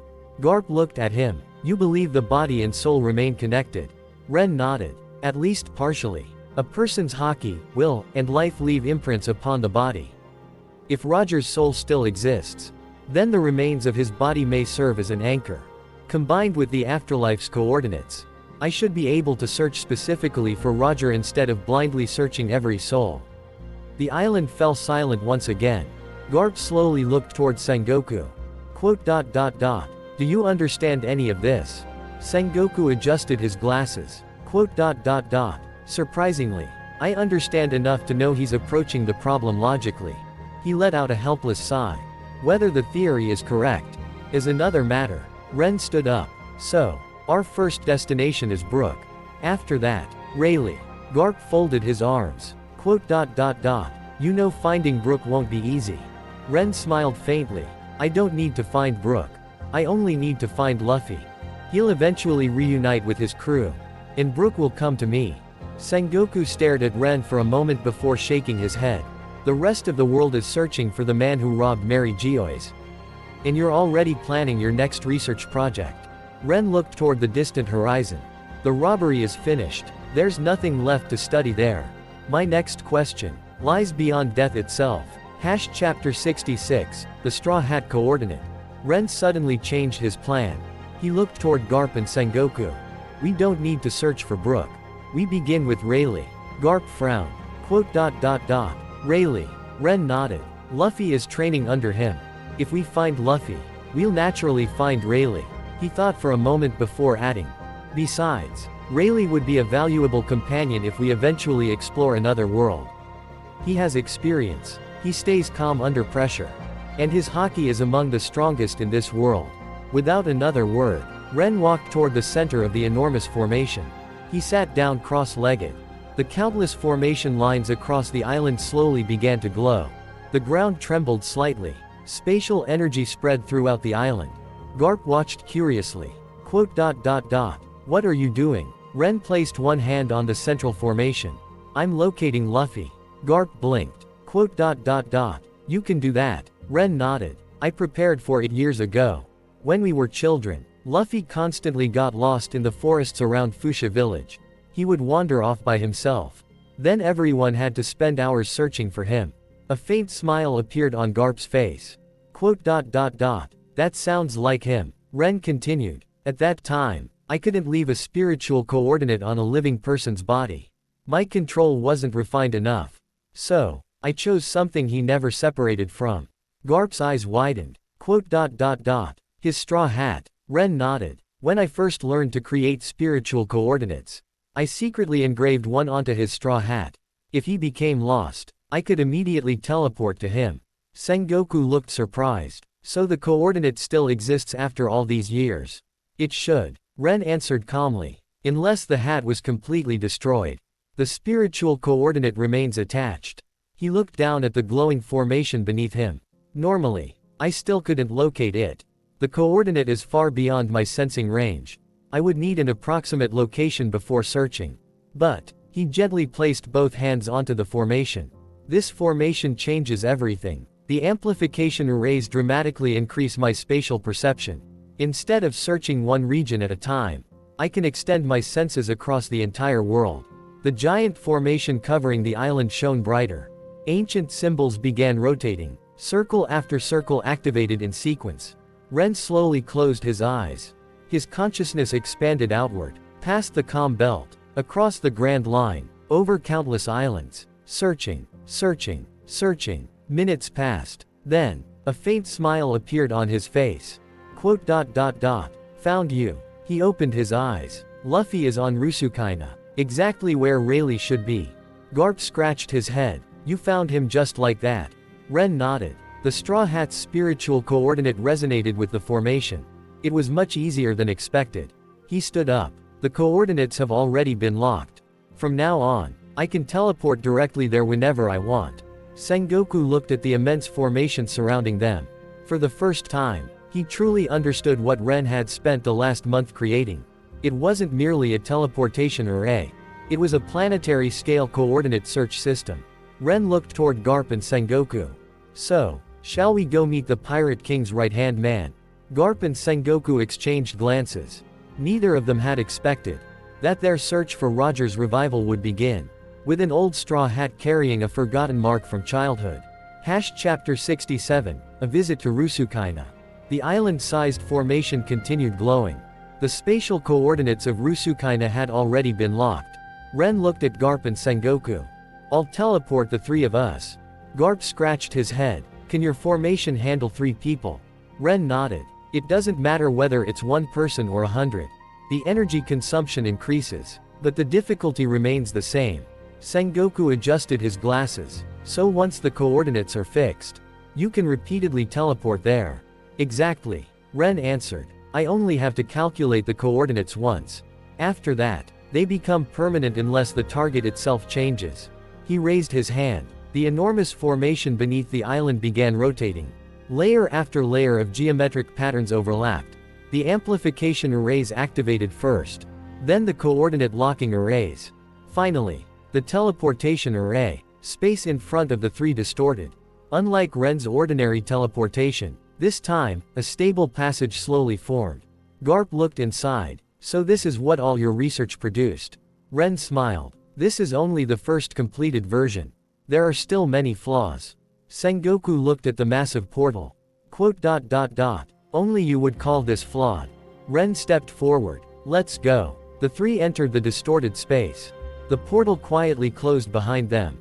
Rusukaina, an island known for its countless dangerous beasts. Deep within the forest, Luffy was training. His body was covered in bruises. He repeatedly exchanged blows with gigantic beasts before being thrown backward. Boom! Luffy crashed into a tree. He quickly stood again. I'm not done yet. Nearby, Silver's Rayleigh watched calmly with his arms folded. Again, Luffy. Don't rely on instinct alone. Observe, think, then attack. Luffy nodded. Got it. Just as he prepared to charge again, Rayleigh suddenly frowned. He looked toward an open field nearby. The surrounding space had begun to ripple. What? Even Rayleigh had never seen such a phenomenon. The beasts across the island became restless. Birds took flight. The air itself seemed to bend. A stable crack in space slowly appeared. Luffy stopped training. Old man, what's that? Rayleigh narrowed his eyes. I don't know. But, I've never seen anything like it. The crack widened. 3 figures slowly stepped out. The first made Luffy's eyes widen. Grandpa. Garp laughed loudly. Yo. The second caused Rayleigh's expression to become serious. Sengoku. Sengoku nodded. It's been a long time. Finally, the third young man stepped out quietly. He looked around the island with calm eyes. Then, his gaze fell upon Luffy. Luffy blinked several times. Ren smiled faintly.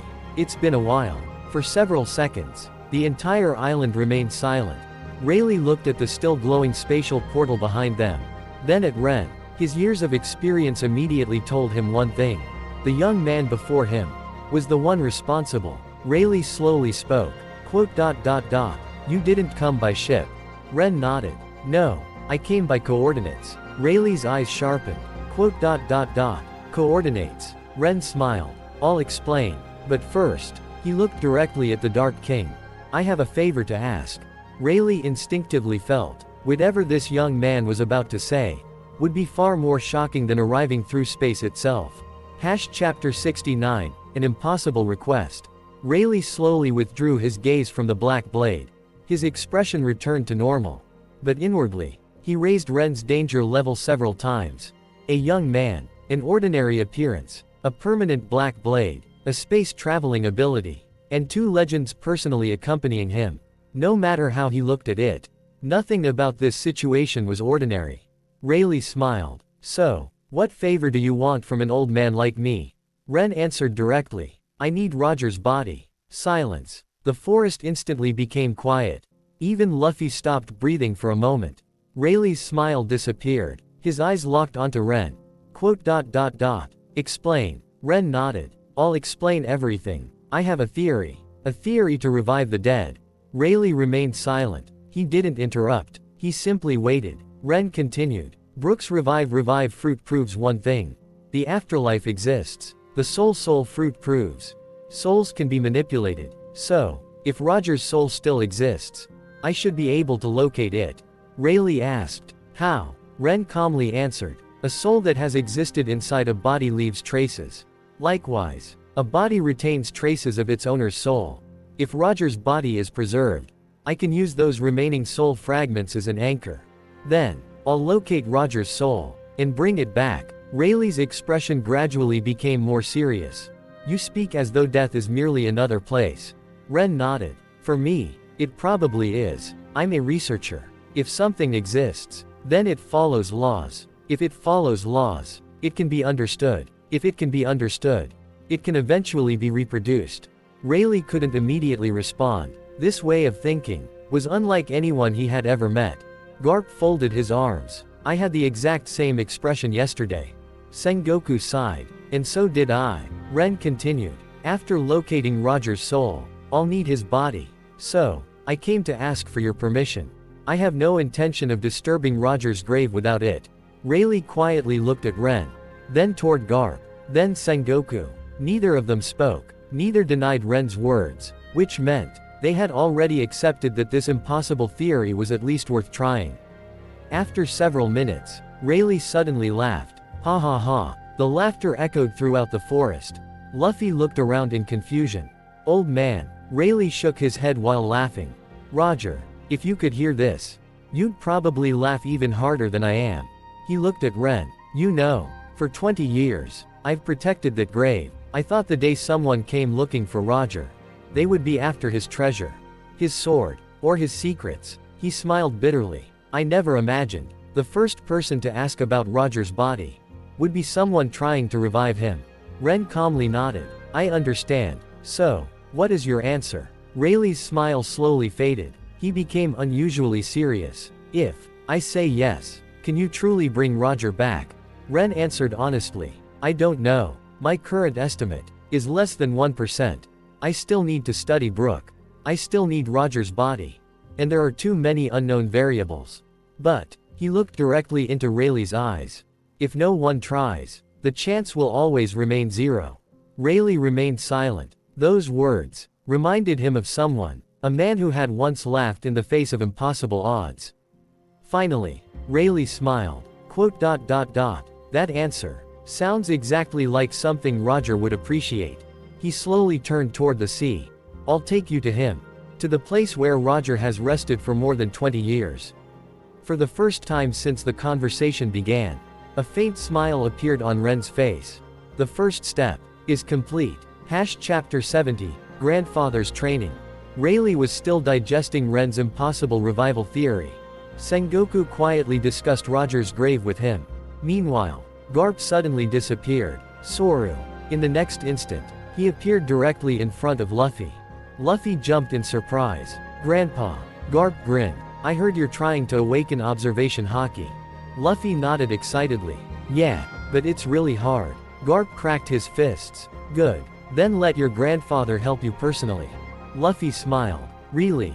Before he could finish speaking. Bang! Garp's armament haki-coated fist landed squarely on Luffy's forehead. Yah! Luffy flew hundreds of meters before crashing through several giant trees. Rayleigh, Sengoku, and Ren all turned to look. Luffy climbed out of the pile of broken trees while holding his head. Grandpa, that hurts. Garp laughed loudly. Of course it hurts. I'm using normal armament haki. It won't kill you, but it'll definitely hurt. Luffy rubbed the enormous bump on his forehead. You're trying to kill me. Garp pointed at him. Your brother said you need more tempering. Lying around won't awaken observation haki. The fastest way is to keep throwing you into danger. Luffy's face immediately darkened. Ren simply nodded. You still rely too much on your eyes. Observation haki isn't something you learn while standing safely. It awakens when your body desperately searches for a way to survive. Luffy pointed at Ren. So you told Grandpa to beat me up? Ren answered calmly. I suggested any admiral. Grandpa volunteered. Garp laughed even louder. Ha ha ha. Don't blame him. I accepted the job myself. Without another warning. Soru.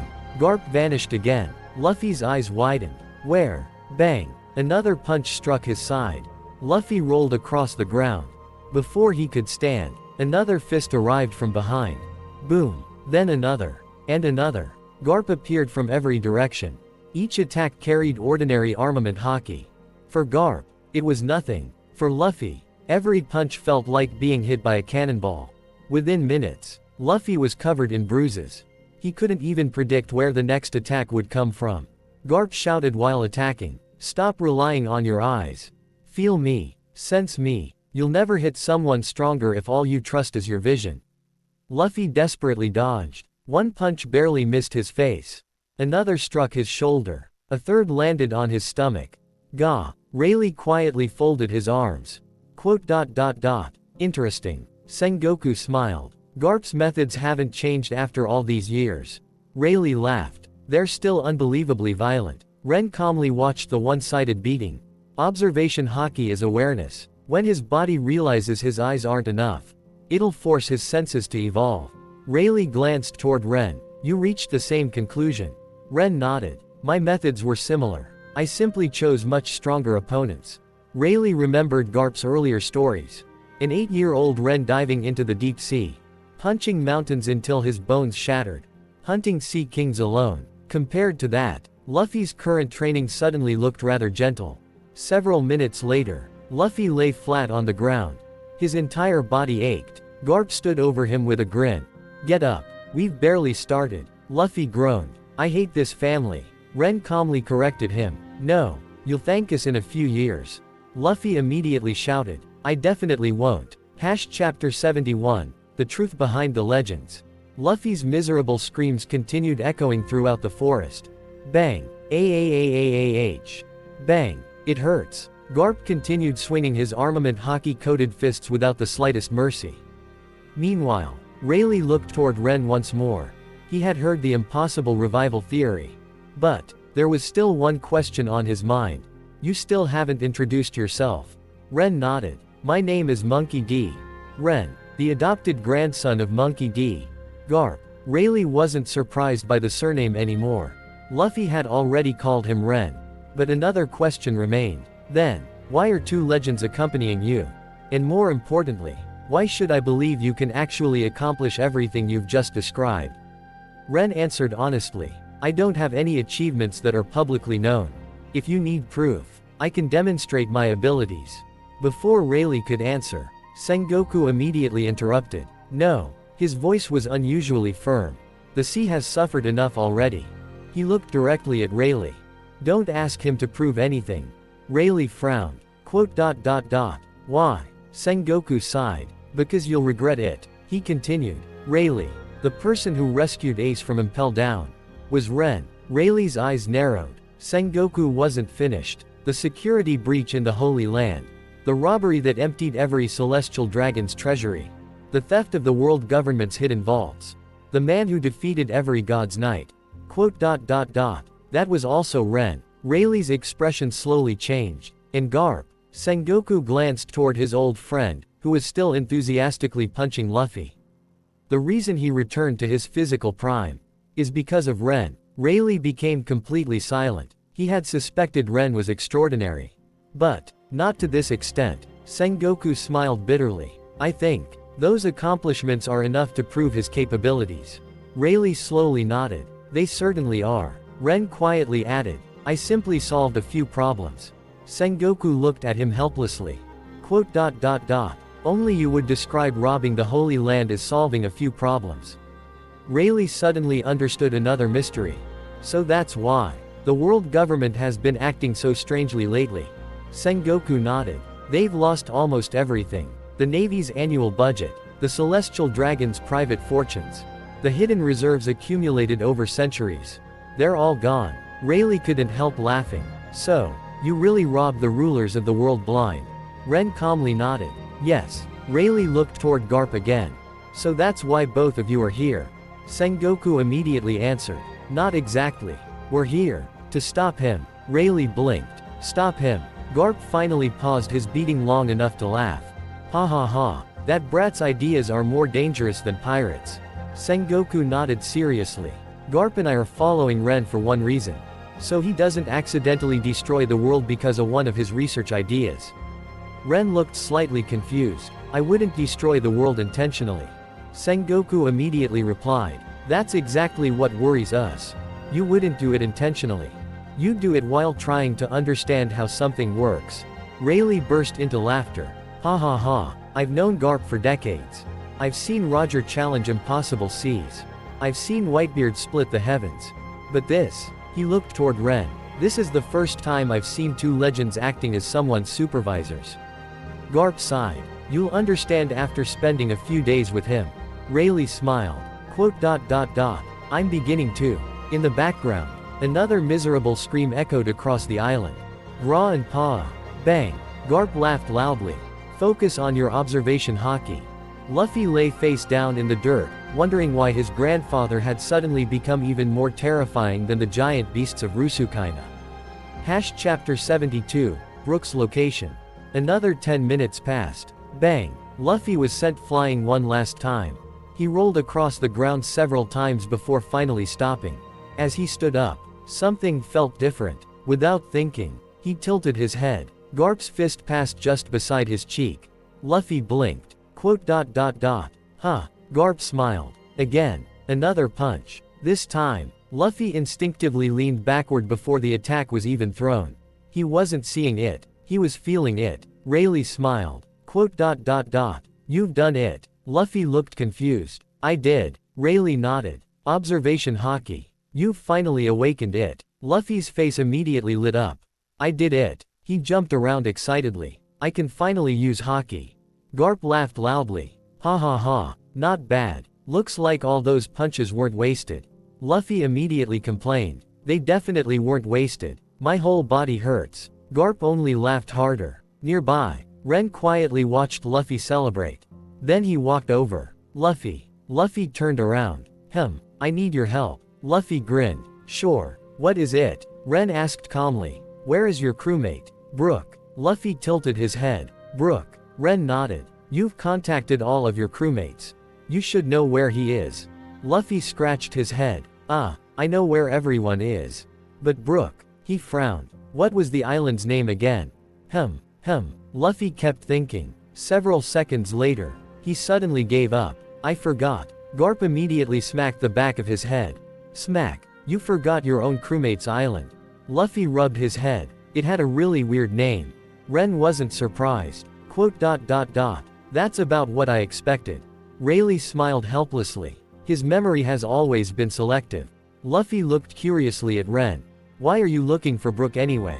Ren answered honestly. I need his soul. Silence. Luffy blinked. Ren immediately corrected himself. I need to study his soul.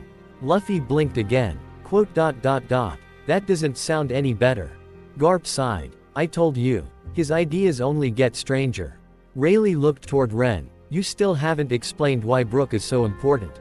Ren nodded. Brook is the only confirmed person who has crossed the boundary between life and death. The revive fruit allowed his soul to leave the afterlife and return. If I can study his soul, I might be able to identify the spatial coordinates of the afterlife. Luffy stared blankly. I didn't understand a single word. Garp laughed. Neither did I the first time. Sengoku adjusted his glasses. The important part is that Brook is essential to Ren's research. Rayleigh slowly nodded. So that's why Brook comes before Roger. Ren answered. Exactly. Without understanding Brook, my revival theory has almost no chance of succeeding. Chapter 73, Roger's resting place. Rayleigh remained silent for a while. Then he looked at Ren. If Brook is your first research subject, then Roger's body should come next. Ren nodded. Yes, the sooner I examine it, the more accurate my theory will become. Rayleigh sighed softly. I never thought I would one day bring someone to Roger's grave. Luffy blinked. Roger's grave, the Pirate King. Rayleigh smiled faintly. Yes, after Roger's execution, I couldn't let the world government do whatever they wanted with his body. So, I took him away. I buried him somewhere no one would ever find. Luffy looked surprised. You've been keeping that secret all these years. Rayleigh nodded. For over 20 years. Not even Shanks knows the exact location. Not even Buggy. I never intended to tell anyone. He looked directly at Ren. But, if your theory succeeds, Roger will get another chance to see the world he created. Ren calmly replied. I can't promise success. My current probability is still extremely low. Rayleigh smiled. I know. But Roger once said something. Impossible only means no one has done it yet. Garp burst into laughter. Ha. That really sounds like Roger. Sengoku sighed helplessly. No wonder the two of you got along. Rayleigh turned toward the sea. The grave isn't far from here. We can reach it within a few hours. Ren shook his head. No need. Rayleigh looked confused. What do you mean? You know the location. I only need an approximate direction. Once we're close enough, I'll locate Roger's remaining spiritual traces. Rayleigh raised an eyebrow. You can do that. Ren nodded. A person's body doesn't simply become ordinary after death. The stronger the haki, the stronger the spiritual imprint left behind. Roger possessed one of the greatest conqueror's hakis in history. Even after more than 20 years, I doubt every trace has disappeared. Garp folded his arms. So you're planning to search using Roger's remaining haki? Ren corrected him. Not haki. Spiritual coordinates. Haki is merely the manifestation. The coordinates are the foundation. Sengoku smiled bitterly. Every time you explain something, I feel like I've learned a completely new field of study. Ren looked toward Rayleigh. So, please give me the approximate direction. Rayleigh nodded. He walked toward the shoreline and raised one hand. If we head northeast from this island, there is a deserted island hidden behind a ring of dangerous reefs. No log post points there. No ships ever pass nearby. I buried Roger there. Ren slowly closed his eyes. The spiritual coordinate left on Luffy's straw hat was still connected to the massive formation in the calm belt. Using it as an anchor, His perception spread outward once again. Searching, searching, across the surrounding islands. Minutes later, a faint smile appeared on his face. Found it. Rayleigh's pupils contracted. You already found the island. Ren nodded. I found something stronger. The residual spiritual coordinates. They're incredibly faint, but they're still there. He opened his eyes. Roger is still waiting where you left him. For the first time in over 20 years, Rayleigh felt as though his old captain was only one step away. Chapter 74, Remember the Island. As soon as Rayleigh finished speaking, Luffy suddenly raised both hands. I'm coming too. Ren looked at him. No. Luffy puffed out his cheeks. Why not? Before Ren could answer, bang! Garp's fist landed squarely on Luffy's head. OWWW. Luffy held his head with tears in his eyes. Grandpa. Garp folded his arms. You've got more important work. Luffy blinked. I do. Garp nodded seriously. Yes. Sit down. And remember Brooks Island. We need that information. Luffy looked confused. I told you. I forgot. Bang. Another fist. Then remember it. Garp shouted. If you don't, Ren will probably come up with another crazy idea to locate the afterlife directly. Luffy immediately imagined Ren opening a giant portal to the land of the dead. That actually sounds like something he'd do. Ren remained silent, because he had indeed considered simply searching the afterlife itself. Luffy really has an unbelievably bad memory. Asterisk. Ren thought quietly. To forget the island where Brooks spent 2 years. Asterisk. Only he could do something like this. Asterisk. He quickly analyzed the alternatives. Kuma. Asterisk. He was the one who sent every Straw Hat to their training locations. Asterisk. So he should know where Brook was. Asterisk. Ren immediately dismissed the thought. Number. Asterisk. Kuma has already undergone too many modifications. Asterisk. Even if he's still conscious. Asterisk. I can't be certain how much of his memory remains. Asterisk. Besides. Asterisk. After stopping the Summit War. Asterisk. Many events in the world have already changed. Asterisk. I can't blindly rely on the original timeline anymore. Asterisk. He looked back at Luffy. Right now. Asterisk. The only person I can reliably ask. Asterisk. Is Luffy himself. Asterisk. Garp pointed another finger at Luffy. Don't move. Keep thinking. And if you remember, call us immediately. Luffy nodded pitifully while rubbing the bump on his head. Okay. Rayleigh couldn't help smiling. Poor Luffy. Sengoku laughed. I've never seen someone receive such an important mission. Remember your friend's island. Ren walked toward the spatial portal. The moment Luffy remembers, we'll go to Brook. But first, we'll visit Roger. The teleportation formation expanded once more.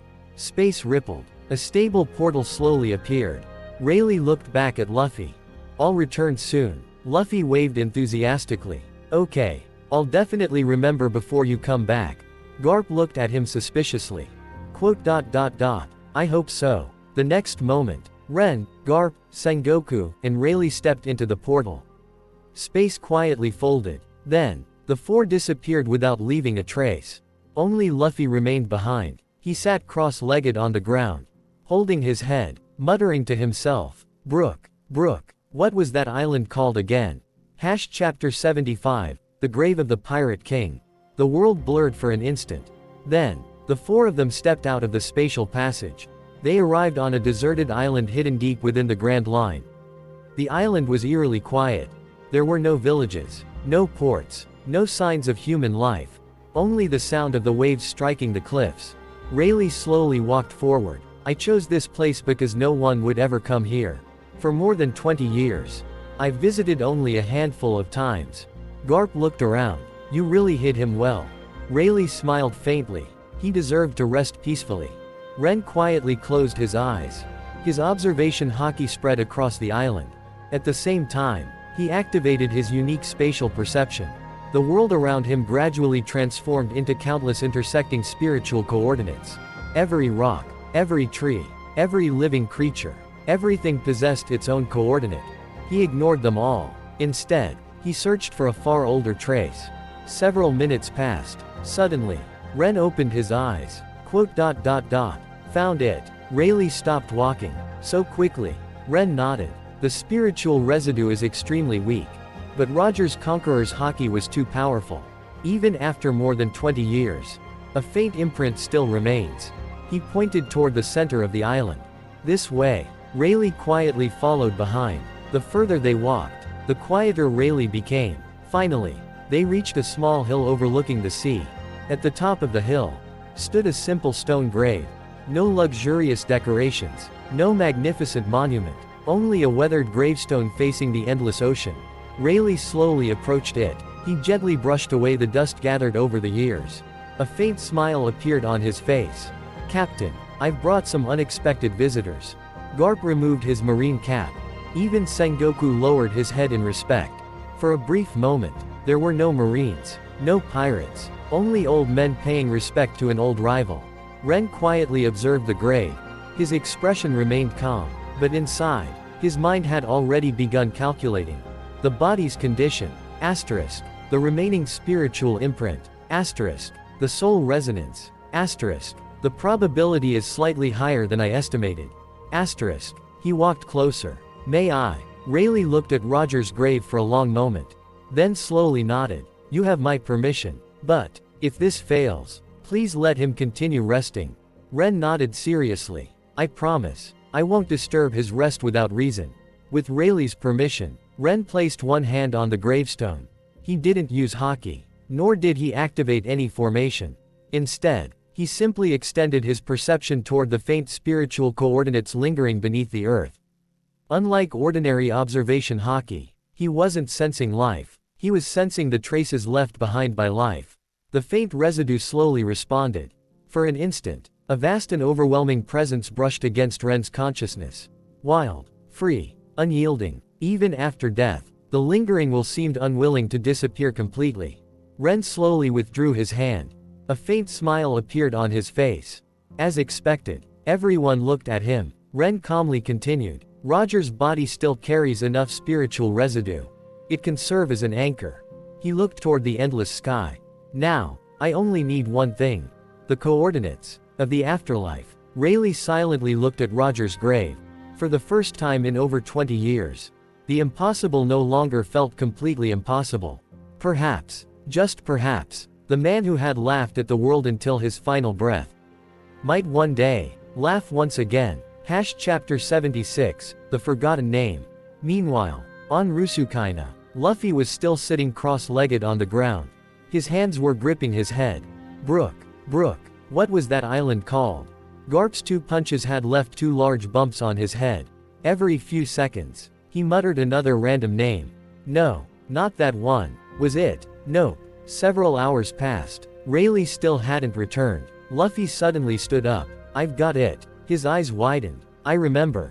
He immediately grabbed the Den Den Mushi Rayleigh had left behind. Buru. Far away, inside the spatial portal near Roger's grave, the Den Den Mushi in Garp's pocket began ringing. Buru. Garp picked it up. Luffy shouted excitedly. "Grandpa, I remembered." Garp immediately became serious. "What is it?" "The island. Brook's Island. I finally remembered." Ren, Sengoku, and Rayleigh all turned toward the Den Den Mushi. Luffy scratched his head before shouting. "Namakura Island. He trained on Namakura Island. He became a famous musician there." Ren's eyes lit up. "So that's it." He quietly repeated the name. Namakura Island. The giant formation in the calm belt was still connected to him through the spatial network he had established. An island name was enough. Ren closed his eyes. His spatial perception immediately expanded across the world. Searching. Every island matching the name. Every spiritual fluctuation. Then, a familiar yet unusual presence entered his perception. A soul, unlike any ordinary living person's. It was simultaneously bound to a body, yet subtly separated from it. Ren slowly opened his eyes. Found him. Rayleigh looked surprised. Already? Ren nodded. Brook's soul is unique. It resonates differently from every other living being. The moment I narrowed the search to Namakura Island, he became easy to locate. Garp laughed loudly into the Den Den Mushi. Ha. Good job, Luffy. Luffy puffed out his chest proudly. I told you I'd remember. Then he paused. Quote dot dot dot. Grandpa, why did Ren need Brook anyway? Garp glanced toward Ren, then answered with a helpless smile. Quote dot dot dot. To do something even crazier than stealing the Holy Land. Luffy blinked. Quote dot dot dot. Should I ask? Garp immediately replied. No. Your life will be much simpler if you don't. Luffy nodded without hesitation. Okay. He happily hung up the Den Den Mushi. Garp slowly put his own Den Den Mushi away. Then he looked toward Ren. Well, Ren smiled faintly.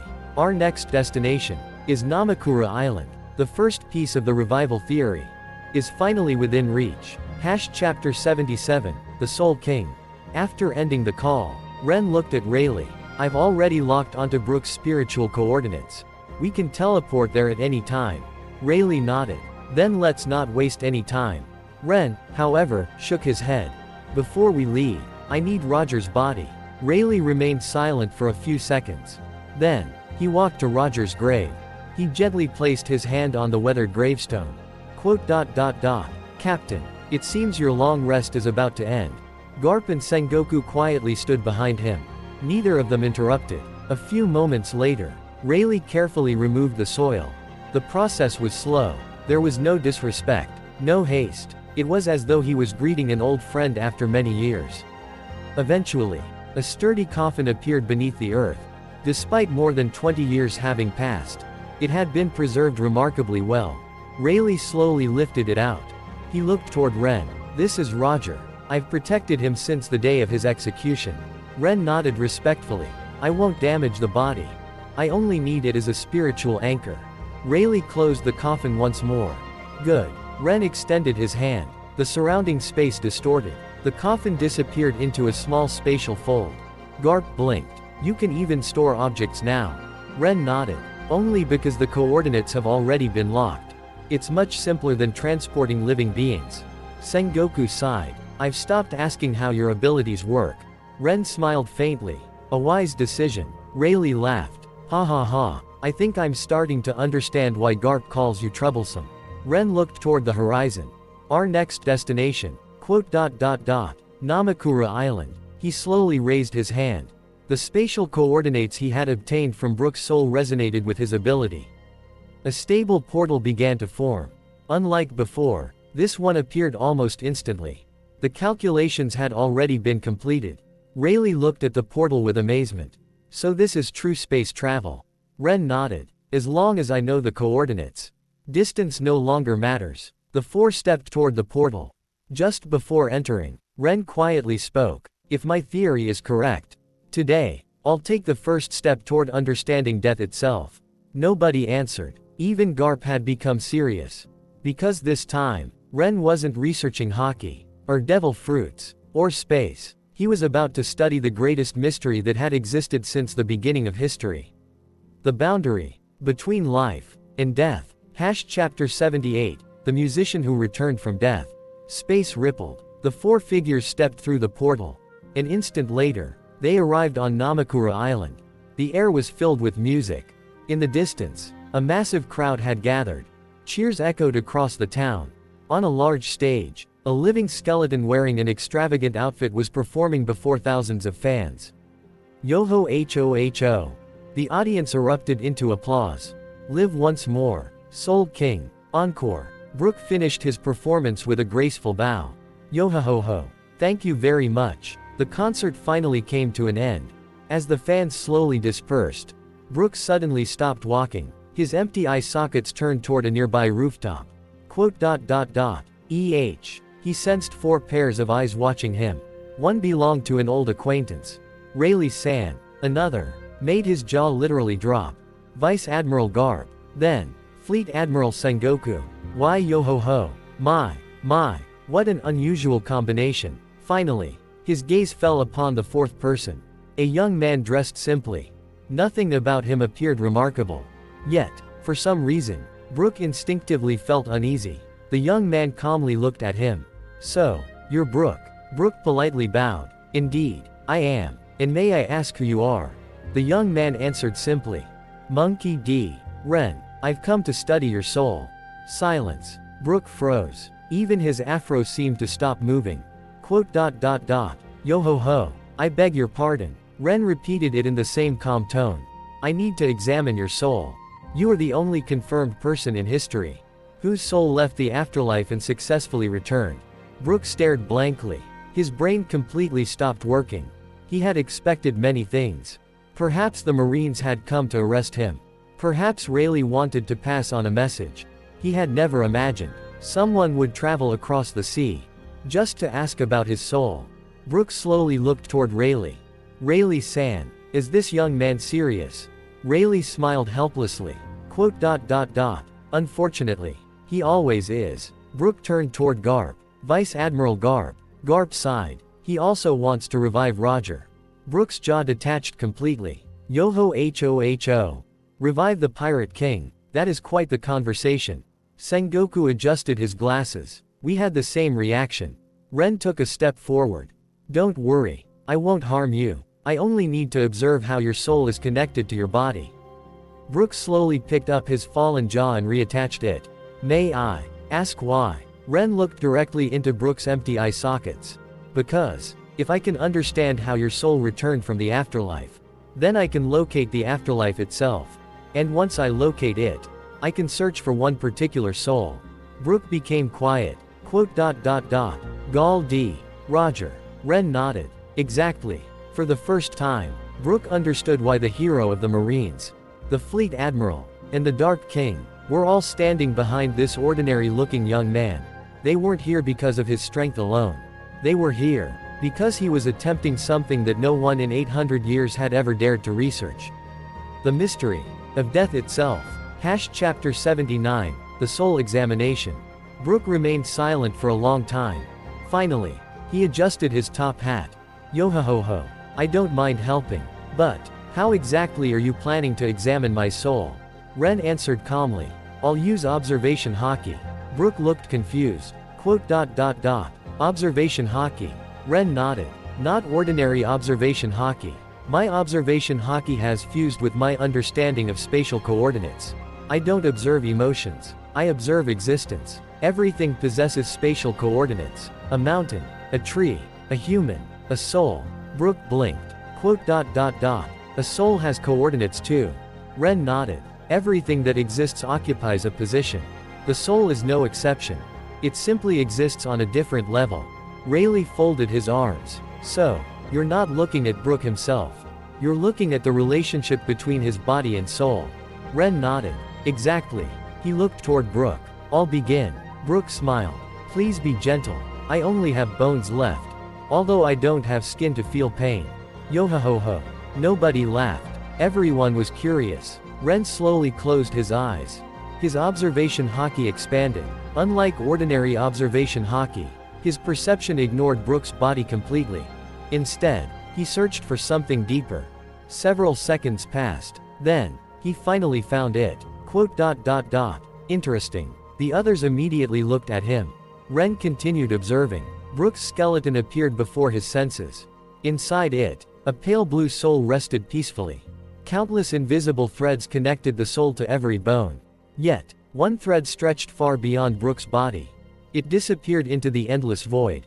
Ren's pupils contracted slightly. As expected. Garp frowned. What did you find? Ren slowly opened his eyes. Brook's soul is still connected. Brook tilted his head. Connected. Ren nodded. To the afterlife. Silence. Complete silence. Even Brook himself froze. What? Ren calmly explained. The revive fruit didn't completely sever the connection. It merely pulled your soul back into the world of the living. The pathway still exists. It's unimaginably faint. But, it exists. Rayleigh's breathing slowed. You mean, you found it? Ren nodded. I've found the direction. But not the destination. The connection is too weak. I can't follow it directly. Sengoku frowned. So your theory was only partially correct. Ren shook his head. No. It proves the theory. I simply lack enough information. He looked toward Brook again. I'll need to strengthen the connection. Brook nervously laughed. Yo-ho-ho. And how exactly do you plan to do that? Ren answered without hesitation. You'll leave your body. Brook's laughter stopped. Excuse me. Ren continued calmly. Your devil fruit allows your soul to separate from your body. If you leave your body voluntarily, the connection to the afterlife should temporarily strengthen. I'll observe it at that moment. Brook stared at Ren, then at Rayleigh, then Garp, then Sengoku. Is this really safe? The three old men exchanged glances. Finally, Garp scratched his head. We honestly have no idea. Sengoku sighed. You're the first person in history to become the subject of research on the afterlife. Rayleigh smiled helplessly. I suppose someone had to be first. Brook slowly removed his hat. Yo-ho-ho-ho. My career as a musician certainly took an unexpected turn. He looked toward Ren. Very well. I shall cooperate. After all, if this truly brings Captain Roger back, I'd like to meet the Pirate King myself. Ren nodded. Thank you. He slowly sat cross-legged on the ground. His observation hockey expanded once again. Everything was now ready for the first direct observation of the path connecting the world of the living to the afterlife. Chapter 80, The Path Beyond Life. The entire island fell silent. Brook stood in the center of an open field. Ren sat cross-legged several meters away. His eyes were closed. His observation hockey had expanded to its limit. Garp, Sengoku, and Rayleigh quietly watched from the side. No one spoke. Brook took a deep breath. Yo-ho-ho-ho. Then I'll begin. He gently placed one hand on his chest. A moment later, a pale blue soul slowly emerged from his skeleton. The transparent figure floated into the air. Brook looked down at his own body. It still feels strange, even after all these years.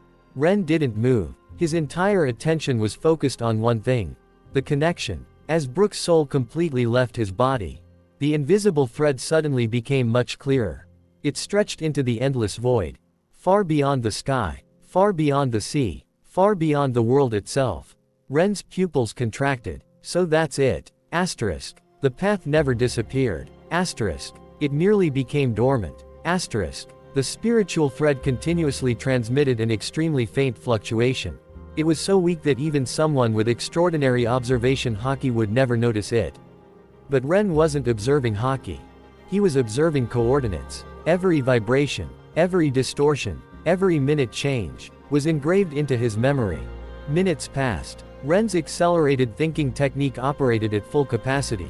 His mind analyzed millions of possibilities every second. He wasn't trying to follow the path. Not yet. He was reconstructing its structure.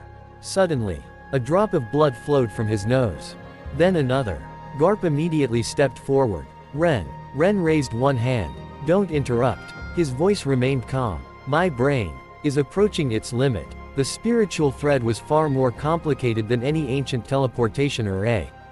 It wasn't simply connecting two locations. It connected two different planes of existence. Another minute passed. Blood now flowed from both Ren's nose and the corners of his eyes. Rayleigh frowned. He's pushing himself too hard. Sengoku looked worried. Should we stop him? Garp shook his head. No. If we interrupt now, everything he's calculated will be wasted. Brook's floating soul became nervous. Should I return to my body? Ren answered without opening his eyes. 30 more seconds. I almost have it. His thinking acceleration increased again. 10 times. 15. 20. 25 times. The burden on his brain became terrifying. Tiny blood vessels burst one after another. Yet, his expression never changed. Then, he smiled. Found it. His eyes suddenly opened. At the same instant, Brook's soul gently returned to his skeleton. The invisible thread became faint once more. Within seconds, it completely disappeared from everyone's perception except Ren's. Brook stretched his arms. Yo-ho-ho-ho. I've returned safely. Before anyone could speak, Ren quietly wiped the blood from his face. I succeeded. Everyone immediately looked at him. Ren continued. I couldn't locate the afterlife. But I successfully recorded the structure of the pathway. It isn't a simple route. It's a higher dimensional coordinate network. I'll need time to analyze it. Rayleigh's eyes widened. You understood all that in just a few minutes. Ren nodded. I now possess the first complete sample. The next time, I won't have to start from zero. Garp finally let out the breath he had been holding. So, you aren't opening the afterlife today? Ren shook his head. No, that would be suicide. I still lack too much information. Sengoku smiled in relief. Good. For once, You're being cautious. Ren looked toward the sky. This experiment answered one question. But it created 100 more. A faint smile appeared on his face.